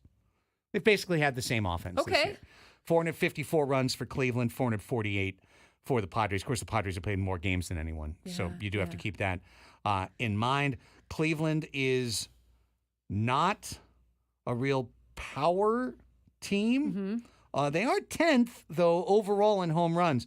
But that's really concentrated in 2 guys. You've got Jose Ramirez, Yep. who is having another MVP level season. Jose Ramirez is going to be one of these guys, Annie, that in, 2035 or 2036, he's going to be elected to the Hall of Fame. And people will be like, was Jose Ramirez that good? But similar to Adrian Beltre, who is in this year, he's good every single year. The consistency's there. That's hard to do. He really is. This year, Jose Ramirez is hitting .271, OPS of .842. He's got 20 doubles, 23 homers, 77 ribs, and 18 steals. He does it all. And those numbers are so in line with his career. 271 this year, 278 career average. 842 OPS this year, 853 career OPS. This is just a guy who shows up, and every year for Cleveland, this is his 12th year in Cleveland. He's a 6-time All-Star. That's crazy. Yeah. Because usually you have some down years in there, to keep it up at a consistent level. Honestly, I'm surprised we don't hear about him more. So far in his career, he has finished 17th, 3rd, 2nd, 6th, 4th, and 10th in MVP voting. He's received MVP votes in 7 of his 11 previous seasons. And this year will guaranteed be 8 out of 12. Then he's going to finish again in the top 3, top 5 so I'm telling you, this is a future Hall of Famer. It's someone that I think if you look at that consistency and you want to, you're Cleveland and you want to place your team around that. You're really happy in that because you've got a guy who's so consistent that in your lineup as long as he's healthy, and which he has been. You're able to slot some other guys around him, and boy have they, So Ramirez has 23 home runs, and who has 22? Craig, that would be Josh Naylor. Josh Naylor, Padres That's prospect right. Josh Naylor, traded in the Mike Clevenger deal, which is now the Matt Waldron trade. deal. That is correct. A lot of connections actually today with Waldron pitching for the Padres. It is, and Waldron never sniffed the bigs. He was a low minor leaguer for He's a Cleveland. player to be named later. It was a literal Yeah. toss-in. Yeah, he was a toss-in in that deal. Naylor was part of the deal. He wasn't considered the actual forefront. Centerpiece. Right. I Yeah. think Cal Quantrill was probably the Yeah. forefront of that. But Josh Naylor has turned it on, and he has really developed into the player that A.J. Preller thought he would be Yeah. when he drafted him low those many years ago. I mean, I remember going to one of those. The Padres don't do this anymore, right? But they used to, at the end of the year, when they were rebuilding in the late 2010s, they would have a prospects game at the end of the year. And I remember that. right? Yeah. I remember going, I think it was like 2016, going and seeing when Josh Naylor was in A-ball and was a kind of a burly first baseman. And I remember going to that game with Gennaro and going like, we can't wait to see the right-hander that we got for Drew Palmer, Anderson Espinoza, who like maybe that was the only time he ever touched the mound in San Diego was that prospect game, and Josh Naylor. I remember us going like, oh, I can't wait to go see this kid, Josh Naylor. And he's supposed to be a big-time power hitter, but maybe he's going to strike out a lot, and we don't know. Right. And he's not going to play any defense. Well, I think it's all kind of come true to some extent. Not that he doesn't play any defense. He's locked in as the first baseman of the Cleveland Guardians, where he's been fine. He hits 246. But he's got 22 bombs and he's got 70 runs batted in. He has been a straight-up run producer for the Cleveland Guardians. Yeah, pretty remarkable. And like you said, I mean, AJ, they saw the talent in him for sure. You hate to see him go, but he is definitely thriving, and he has been with Cleveland. The other big name you've got to know is the guy who's leading off, and that is Stephen Kwan. Stephen Kwan is hitting 352 for the Cleveland Guardians. 352. 352. It's like a rise. He's just like a rise, except better. Okay. He's hitting 352 with a 407 on base percentage. He walks too. He likes to walk. He's walked 23 times against only 25 strikeouts. Also, he hits for a little power. He's got 14 doubles, 2 triples, 9 homers. So it adds up to a 512 slugging percentage. Plus, he plays a good defense in left field. So Stephen Kwan is an all-around player. He is an all-around star, one of the hitting stars of the American League. Yeah. And he is going to be a guy that the Padres are going to have to handle over the course of this weekend in order to get out of there with 1 or 2 wins. They've got good talent in that Guardians. You're right. Just like we're looking at the Padres going, this lineup looks good today. The Guardians do the exact same thing over there in Cleveland. I mean, they've got some power hitters. They've got some average hitters. They've got some line drive hitters. They've just got some good hitters that know how to get the ball around the field there. And I think that they've shown that in terms of the all-aroundness of their club. Like, they seem like they have a fairly balanced club in terms of their roster, in terms of where their talents are. Nothing is too far down. Like with the Mariners, you're like, the offense is not that great, but their pitching was really good. These guys, I don't think that they're unhittable. I don't think that Tanner... Bye-bye. Thank you. I don't think you can't get to him, but the Guardians have done a good job this year of at least being pretty fairly successful in terms of fielding a good club. I want to shout out to Daniel Schneemann.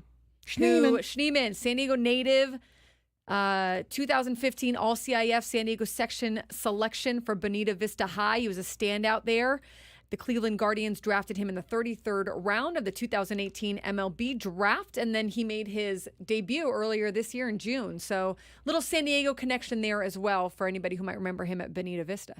One other name for the offense that you need to know is the most anonymous all-star from this past week, which is David Fry, 28-year-old DH. Like, literally, he got a hit in the all-star game that drove in a run, and I that day learned that he was a big league player. It's like, who is David Fry, and why is he in the all-star game? Well, he's 28 years old. He's the DH for the Guardians, and he has a 388 on-base percentage this year and 466 slugging. So this isn't a team of well-known players. It really isn't. It doesn't mean they're not a team of stars, though. Jose Ramirez is not just a star. Yeah. I'm telling you, Padres fans listening, this is a future Hall of Famer. This is a future Hall of Famer. This is a guy who has put up almost as many WAR as Manny Machado at this point in his career. You'd maybe have never watched Stephen Kwan, but he's a great player. He's not just good. He's a great player. Yeah. Josh Naylor is a big-time power hitter. David Fry gets on base. They've got guys who can bug you in this lineup. So you can't sleep on this team. And then, as Annie mentioned, and we got to go to break to get to Mackenzie Doniak here shortly, but it's not an overpowering starting rotation by any means. I mean, Bybee, Ben Lively is okay. They're just okay. Just okay. I was looking at the matchups for this weekend, and on paper, it looks like the Padres have a really good shot to hand Cleveland their first series loss this season. Problem is if they get a lead. Yeah. And all these pitchers have had good starts. Like, they have good starts in them. And so, yeah, you've got to, you can't really let Cleveland run away with it. If they get a lead, they've got a setup guy, Hunter Gaddis, 45 innings of 1.19 ERA, just 26 hits allowed. Clase, 0.81 ERA, 29 saves. Yeah, their bullpen is a strength. Cade Smith, 2.28 ERA, 43 innings. Scott Barlow, old friend, 3.52 ERA, 38 innings. Tim Herron, 1.45 ERA, 37 innings, 19 hits. Nick Sandlin, 33 innings, 21 hits. This is a tough bullpen to hit. They've got a lot of live arms. They've got a lot of different angles that they can come at you. So I look at this very similarly, honestly, to the Braves series, where the Braves took 2 out of 3. We said something similar that Friday, Annie, which is you got to take a lead. You got to get that first run. But I'll say what? It can't just be one. Didn't they get the lead in 2 of the 3 They games? got the lead all 3 games all 3? against Okay. Atlanta, but twice it was 1-0 and one it run. disappeared in a hurry. Yeah.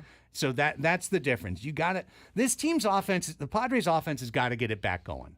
They were on a roll for 16 games, and that roll ended. And then the rest of the homestand, they were a very, very sluggish offense. They simply cannot continue to play at that level and make the playoffs. They have to be at a higher level. It needs to start tonight. And there it is, your preview for the Padres and the Guardians. Game gets started at 4:10 right here on The Fan. You can listen to it all, and the game is on Apple TV, as Annie mentioned before. And a good thing about that is if you have it, you can switch off the Apple announcers. Yes. And you can put Jesse and Tony right there on your television with the sparkling 4K and all the beautiful camera angles and everything else. It's a great option to have. It really A lot is. of people use that option. All right, when we come back, we're going to call our option, and we're going to bring in Mackenzie Doniak. Veteran forward, has over 100 appearances in the NWSL, one of the leading scorers for the Wave, as they get ready for the 2024 Summer Cup, taking on Bay FC tomorrow evening at Torero Stadium. We will chat to Mackenzie, find out her thoughts on the recent coaching change, everything that's been going on with the Wave, and see what's happening as they get ready to kick off tomorrow. All that coming up after a quick timeout right here on 97.3 The Fan.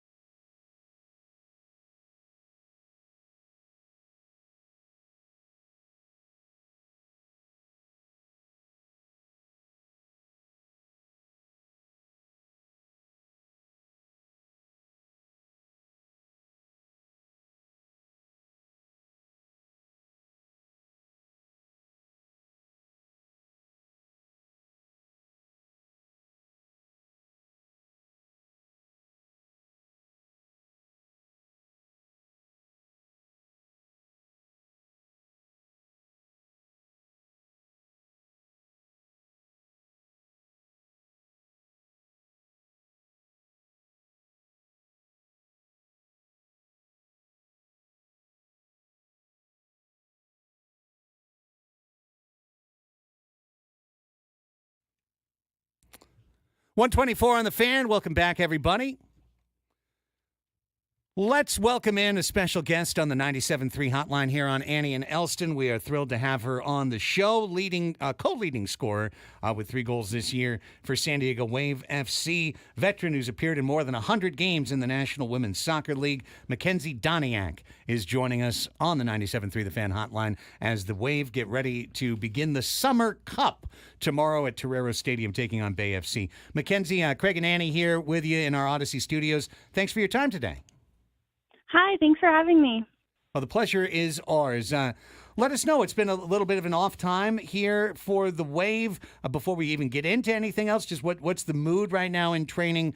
Obviously, you've got international players away, but getting ready with the unit you have to take on Bay FC tomorrow.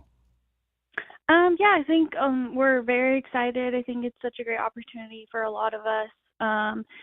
With different moving parts, some girls gone, so other girls can step up. And I think that we're just excited as a team to kind of show our depth that we have. And, vibes have been great, and we're just excited to get to play again. Yeah, Mackenzie, I want to get into your story for sure, your personal story, but just on Craig's note, just as a team, it hasn't been the easiest season on the field. You guys have also faced off the field a head coaching change. What have you seen from your teammates, from this locker room in terms of unifying during this adversity, and how have you guys handled that? It's definitely been quite a challenging time for us as players. I think one thing that we're just really focused on is keeping our locker room tight and knowing that, as players, we're all going through this together and kind of just talking through it, walking through it, and at the end of the day, just going out on the field and doing what we love and kind of reminding each other of that. And I think as teammates, we're there for each other, and we have really close locker room. So I think it's been, like I said, a hard time, but we've really come together and just been able to lean on each other, which has been great. I know there was some discussion of stylistic change, bringing defenders more into the attack and so on and so forth. Has this little break between action given you guys maybe a little bit more of an opportunity to understand and implement what new head coach Paul Buckle is trying to bring?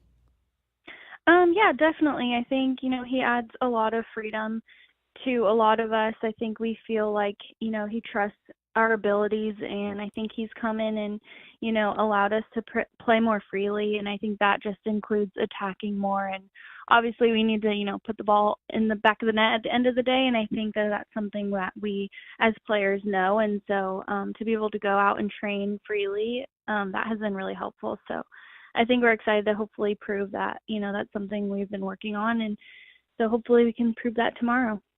Mackenzie, you've played for a number of organizations, but including with Australia and Denmark, I believe. What were those experiences like? And is there any certain club or any certain experience, a period of time that really shaped you as a player? Honestly, I think any time abroad, I truly feel like it's been a time in my career where I've grown. Just as a person and a player, I think when you go and you're out of your comfort zone, it really just makes you realize, what you enjoy, and that's playing at the end of the day. And so I think being able to play, I think Australia was just such an awesome experience because, Australia is such a great country. And so it was just a great experience to kind of have new teammates. And that was my first experience abroad. And I think if I were to give advice to any young player, it would be to go and challenge yourself and kind of go somewhere else where maybe you're not as comfortable, because that's when you grow. And both those places, Australia and Denmark, were really awesome, and I loved them. I would go back in a heartbeat. But I think it just made me grow as a person and a player. Different styles of play, different teammates, different coaches. It just exposes you to a lot. So I personally loved it, and I would highly recommend it. That's so cool. That's really cool. That is great, Mackenzie. We had one of your teammates, Danny Colaprico, on a couple of months ago or a month or so ago, and she related that experience as well of playing abroad. Both of you are also veterans of this league. You've been in the league a little while. You've seen some of the evolution of the National Women's Soccer League. I'm curious as to your thought on to where the league stands today as opposed to where it stood the first day that you walked in. It's definitely grown and improved so much since I joined back in 2016. It's I mean, it's just a completely different league. I think some of the experience I've had to go through, and some of my veteran teammates would say the same thing. I think that as players, we're finding our voice a lot, and just expecting higher standards for ourselves as women's soccer players. I think, there's still a lot to improve, but we've come a really long way. So I think I'm proud of that growth, and to kind of have been that player to go through it. It's been a really cool experience, and just really keep helping the younger generation so that, it just gets better and better. But yeah, no, it's been a tough road, but I think it's been definitely worth it. And I'm proud of where we are, but I think we can still get better, which we're trying to do. So. On that note, what do you make of the popularity in women's sports these days? I mean, you guys have experienced it with the Wave and sold out Snapdragon stadiums, but whether it's basketball, any other sport, soccer, there seems to be a rise in viewership and a rise in popularity. What do you think about the way that people are treating women's sports these days? Yeah, I think it's so awesome. I think, putting women's in front of sports, I think is something that's becoming natural. And when you talk about sports, you're not sure if you're talking about women's or men's, because the women's game is rising so much. And I think that we've grown so much, and the fans are amazing. I think in San Diego specifically, like, our attendance is just off the charts, and that's just something that's so awesome. And as a player, I'm thrilled to kind of be behind this city and this league in general. Every stadium we go to, the attendance is great. I think it's just growing and growing. Every year it improves more. And every year the NWSL is expanding. So I think that's just a testament to, the hard work and the good quality soccer that people want to see. And like you said, basketball and all these sports are just climbing their way up. And so it's really awesome to see. We're talking to forward Mackenzie Doniak of San Diego Wave FC. They take on Bay FC tomorrow at Torero Stadium in Summer Cup 2024. Tickets are available at SanDiegoWaveFC.com, and you can purchase them there. Along those lines, Mackenzie, you were there for Wave matches at Torero, and part of the growth of this franchise has been to leave Torero Stadium and go to Snapdragon Stadium. But for one night at least, you're back in your old grounds. I wonder if there's any wistfulness, any emotion at being back on the hill at Torero. Yeah, I've thought about it a lot, and I'm honestly so excited. I think, like you said, that's where we started and grew our fan base, so we had to get bigger. And so, I think that stadium's great. It's a little more intimate, and I'm just really excited to go back there and kind of full circle moment and, be able to play there again and realize where we've come. And yeah, I'm excited to go back there, and it's going to be a fun night. And you're from Chino Hills, right? So to be back in California, Do you get to, I guess, enjoy your home state a little bit more and maybe see some friends and family? Yeah, definitely. I've been, out of state ever since college. So it's so awesome to have been able to come back here and, play professionally here. Like I said before, full circle moment, where we train in Del Mar is where I grew up playing soccer. So it's really been great to have, like, my friends and family be able to, drive to my games instead of fly. So it's been great to have that support. And I'm really grateful to be able to play in California again. Mackenzie, before we let you go, you mentioned about players finding their voice, the growth of this league, how it's overcome adversity and challenges along the way. The Wave franchise was put through some challenges the last couple of 3 weeks. And instead of delving into any of that, I just wanted to ask you, in your words, with your voice, what you feel as being a member of San Diego Wave FC and as being a part of the culture of the team. I think, this team from the start has really done things the right way. And I think as players, we're treated very well. And so I think being on this team, I'm proud of that. And I think that we as players demand the quality and the standards to be high for women in general. And so I'm happy to be on this team. And I think we have a lot of voices that demand excellence. And it's been a great experience. This team has been great. That hasn't always been the case in teams I've been on. And so it's really great to kind of play for an organization that I believe in and I think is going in the right direction. Well, I love to hear that, Mackenzie. We look forward to seeing you out on the pitch tomorrow evening. I'm especially hoping I'll get a chance to call your name associated with the word San Diego Wave FC goal. Scored Me by. too. Best of luck. We'll see you on the pitch tomorrow. Thank you so much. Mackenzie Doniak, forward, San Diego Wave FC. She's terrific. She's a dynamic attacker, veteran who's been there. And I really wanted to make sure to get that question in, too, to just give her the chance with her voice to speak what she sees with the organization. Yeah, her perspective. We haven't really seen a lot of voices necessarily coming from inside the club during this whole experience. And, part of that is, I guess, that they've been gone, right, a little bit. So I think it's good to hear from her perspective. And I love what she said about playing abroad. I thought that was really cool. Like, and anybody who's also studied abroad or done anything maybe during, their career path, their career trajectory and gone abroad can probably relate to what she said. I've really enjoyed all the Wave player interviews that we've had this year. I think it's a different style of athlete. It's people, young women bringing a different perspective. We've heard some really incredible stories along the way. It's just really neat to see these young women doing what they're able to do, succeeding as professional athletes, throwing labels aside. Agreed. Appreciate them coming on, too. Yeah, no doubt. A lot of fun. All right, when we come back, one last segment for the week.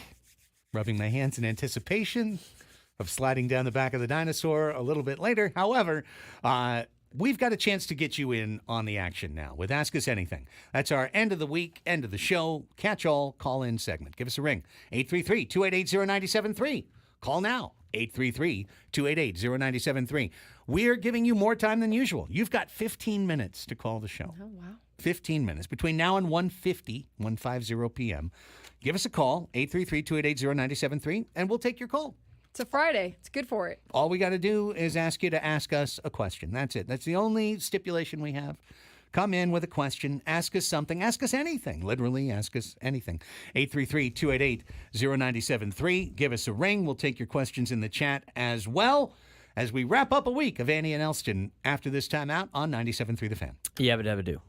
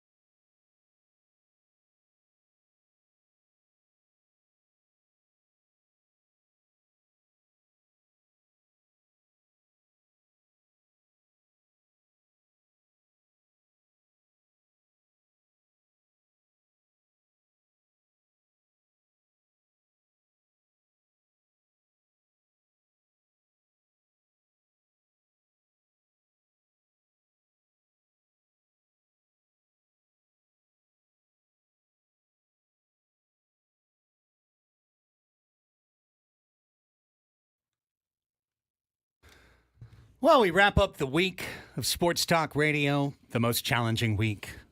It's done. It's almost done. Almost over. As the All-Star break has come, has gone, the unofficial second half, which is actually the final 39%, doesn't really roll off the tongue the same. 63-game sprint. Yeah, the 39%. Get ready for 39%. Got a COVID season now. Yeah. Yeah, you No, essentially you're right. have the COVID season do? right now, except that you've already played also the COVID season, and Yeah. plus some. You played 1.5 COVID seasons, Right. and now you'll play another. Yes, so we're excited for the weeks to come. Hopefully, it will be filled with summer excitement and drama and intrigue as the Padres stay in it all the way to the end, and hopefully all the way through till October. Either way, we'll be here for you every day, 10 to 2. And as we do on Fridays, we start this segment with just a note of gratitude. We are so thankful to everybody who continues to support this program, who has supported it since January 4th, or those, and especially those in some ways who started off saying, I hate you guys, you're a bunch of bums, I can't stand you, and then, kept tuning in, and slowly the show grew on you, and now you're a fan, and now you enjoy coming and hanging with us in the midday. It's the nature of talk radio, by the way, that you don't like it at first. It really It's abrasive. is. No, it really is. Yeah. No, it's just think about any talk show, and that you tuned in the very first segment, you got it. Like the very first segment, you got everyone's personalities. You understood where they were coming from. People have to grow on you over time. They do. Yeah. They do. I mean, sure, you make a good first impression with somebody at the office or whatever, but when do you actually get to know them? It's like it's days, it's weeks, it's months. And that's what happens. So hopefully we're growing on you. Hopefully there's, I always love to hear the people, the funny people in the chat that's like, well, I thought you were an a-hole, but now I think you're cool. It's like, all right, well, I was the same guy back then before, but you didn't know me. You didn't know me as well, or you didn't know Annie as well, you didn't know Braden as well, or how the three of us would interact together. So for everyone who's been there day one, or anyone who just showed up today, we say thank you for being there. We don't take it for granted being on this station, having this job, having this time slot. We appreciate it. So Appreciate y'all very much. with that said, let's hit the bumper.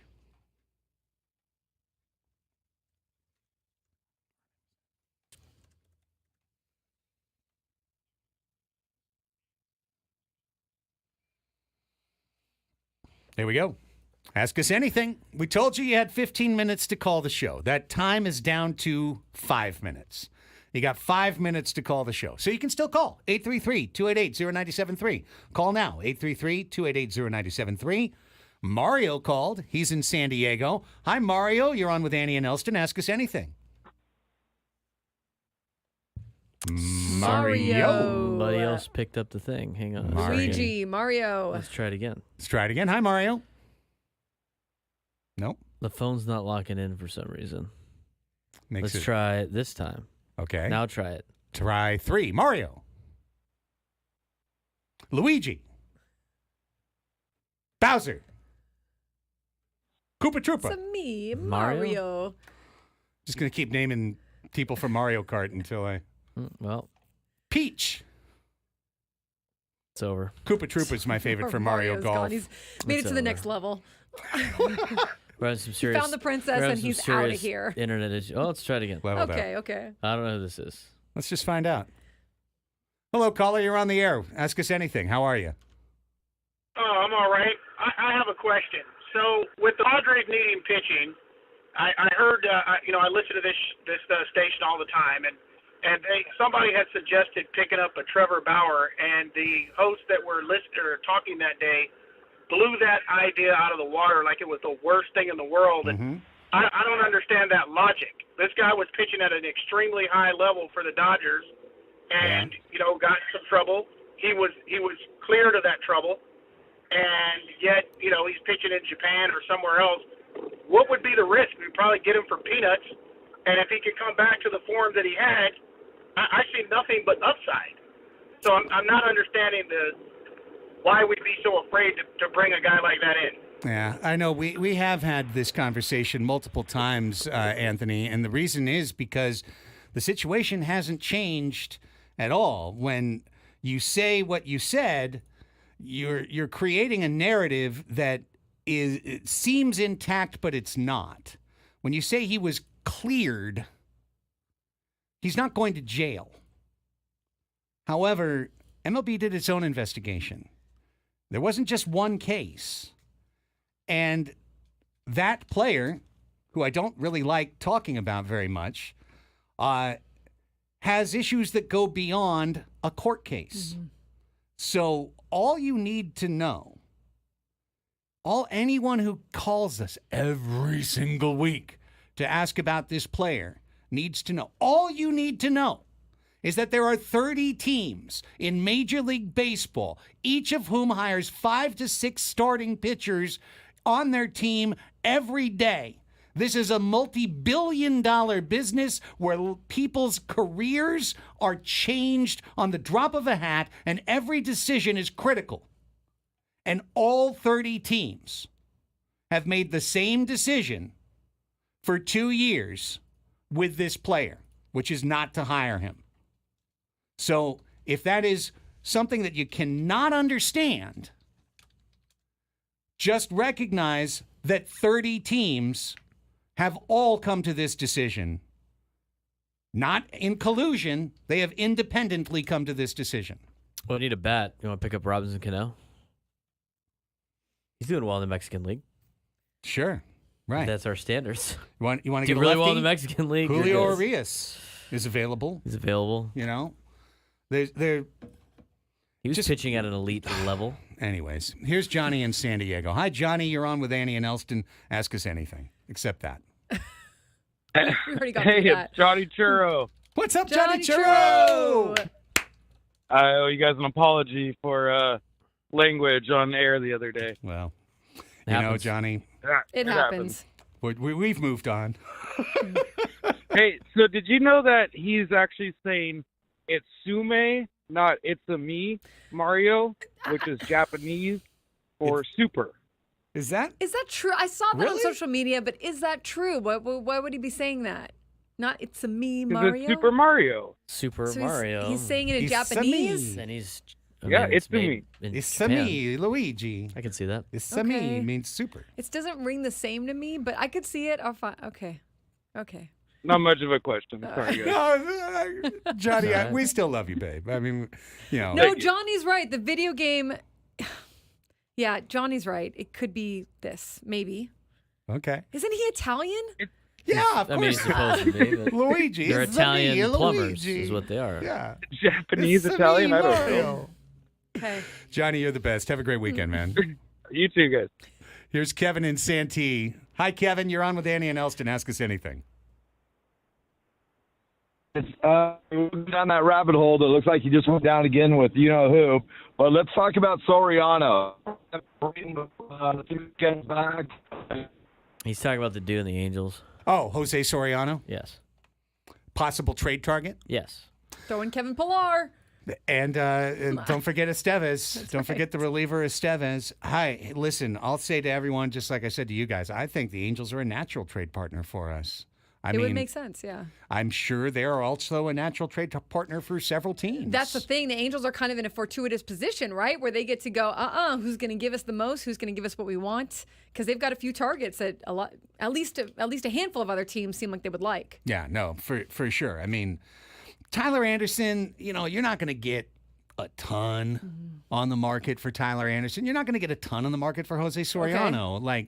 But if Perry Manasian, the GM, does his job to a T, like if he really nails his job the next 2 weeks, he's going to pit teams against one another, and he's going to create bidding wars. And raise the price. You don't think he's going to, AJ Preller can Peter Bendix this one like he did with the Marlins? I do not. That's the thing. I do think that AJ found exclusive negotiating windows. He did. And used them extremely well.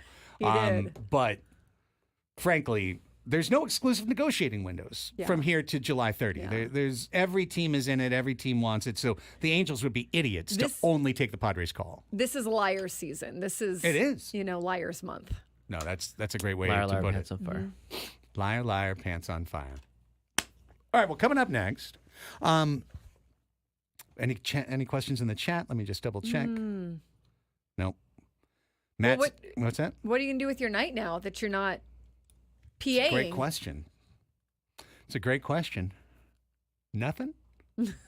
Maybe. It's nice to have a nothing I night. golfed yesterday. Yeah. I don't Okay. need to golf today. Sometimes you need to loiter at your house. Yeah. Go for a run. Maybe go for a run It's this nice. afternoon. It's good weather for that. Good Friday activity. Yeah. Watch the Padres take on the Cleveland Guardians. 4:10. On earlier than usual. Until and unless we fall behind, at which point I'll turn it off. Go to the next thing. And follow on game day like I do. Will you watch the All Blacks tonight? Can you watch that? I Is don't that even know like if I on in can. San Diego? I don't know. I have no idea. Yeah. Odds are no. Okay. Get up early, watch the British Open tomorrow. Mm-hmm. Looking forward to that. How about you? What do you got planned? I went down to the beach yesterday to La Jolla, watched the sunset, did a little dinner thing. So I have a little party to go to on Saturday, and Saturday night. And so tonight I'll probably take it easy, honestly. Watch some Padres, chill out a little. Glengarry Glen Ross. Maybe get to that. Good one to flick If I can on. catch up on my Below Deck and Real Housewives. Oh, you know what I like that's on? Million Dollar Listing or whatever. Oh yeah, that's a good one for me. Yeah. I think just consider sliding Glengarry Glen Ross top. right to the top of the queue and just knocking that out. Okay, this weekend. Yeah, just this weekend. I And then mean, you could totally just do the Spark Notes verse and just watch that clip, Annie. And then watch the elves I again. think the entire movie is great. It is great. Add it to her list. Maybe I'll rewatch it tonight. Yeah. 2 hours is doable. Yeah, come If you told me it was 3.5 or something, Standard or 3. movie. Yeah, no Oppenheimer, no gigantic thing. Standard length movie. But one of the great casts in the last 40 years. I still can't believe that he's only in the first scene. I know. Alec Baldwin is the single Only the most first scene. recognized person from Glengarry Glen Ross. He's in one scene in the movie. One. That's Famous scene. All right, that's it for the week. Braden, great job. Annie, Good job. great job. Me, call it as you will. Ello's next with Scrabes and Chris. Gwyn. Wait. Anyways, they're next.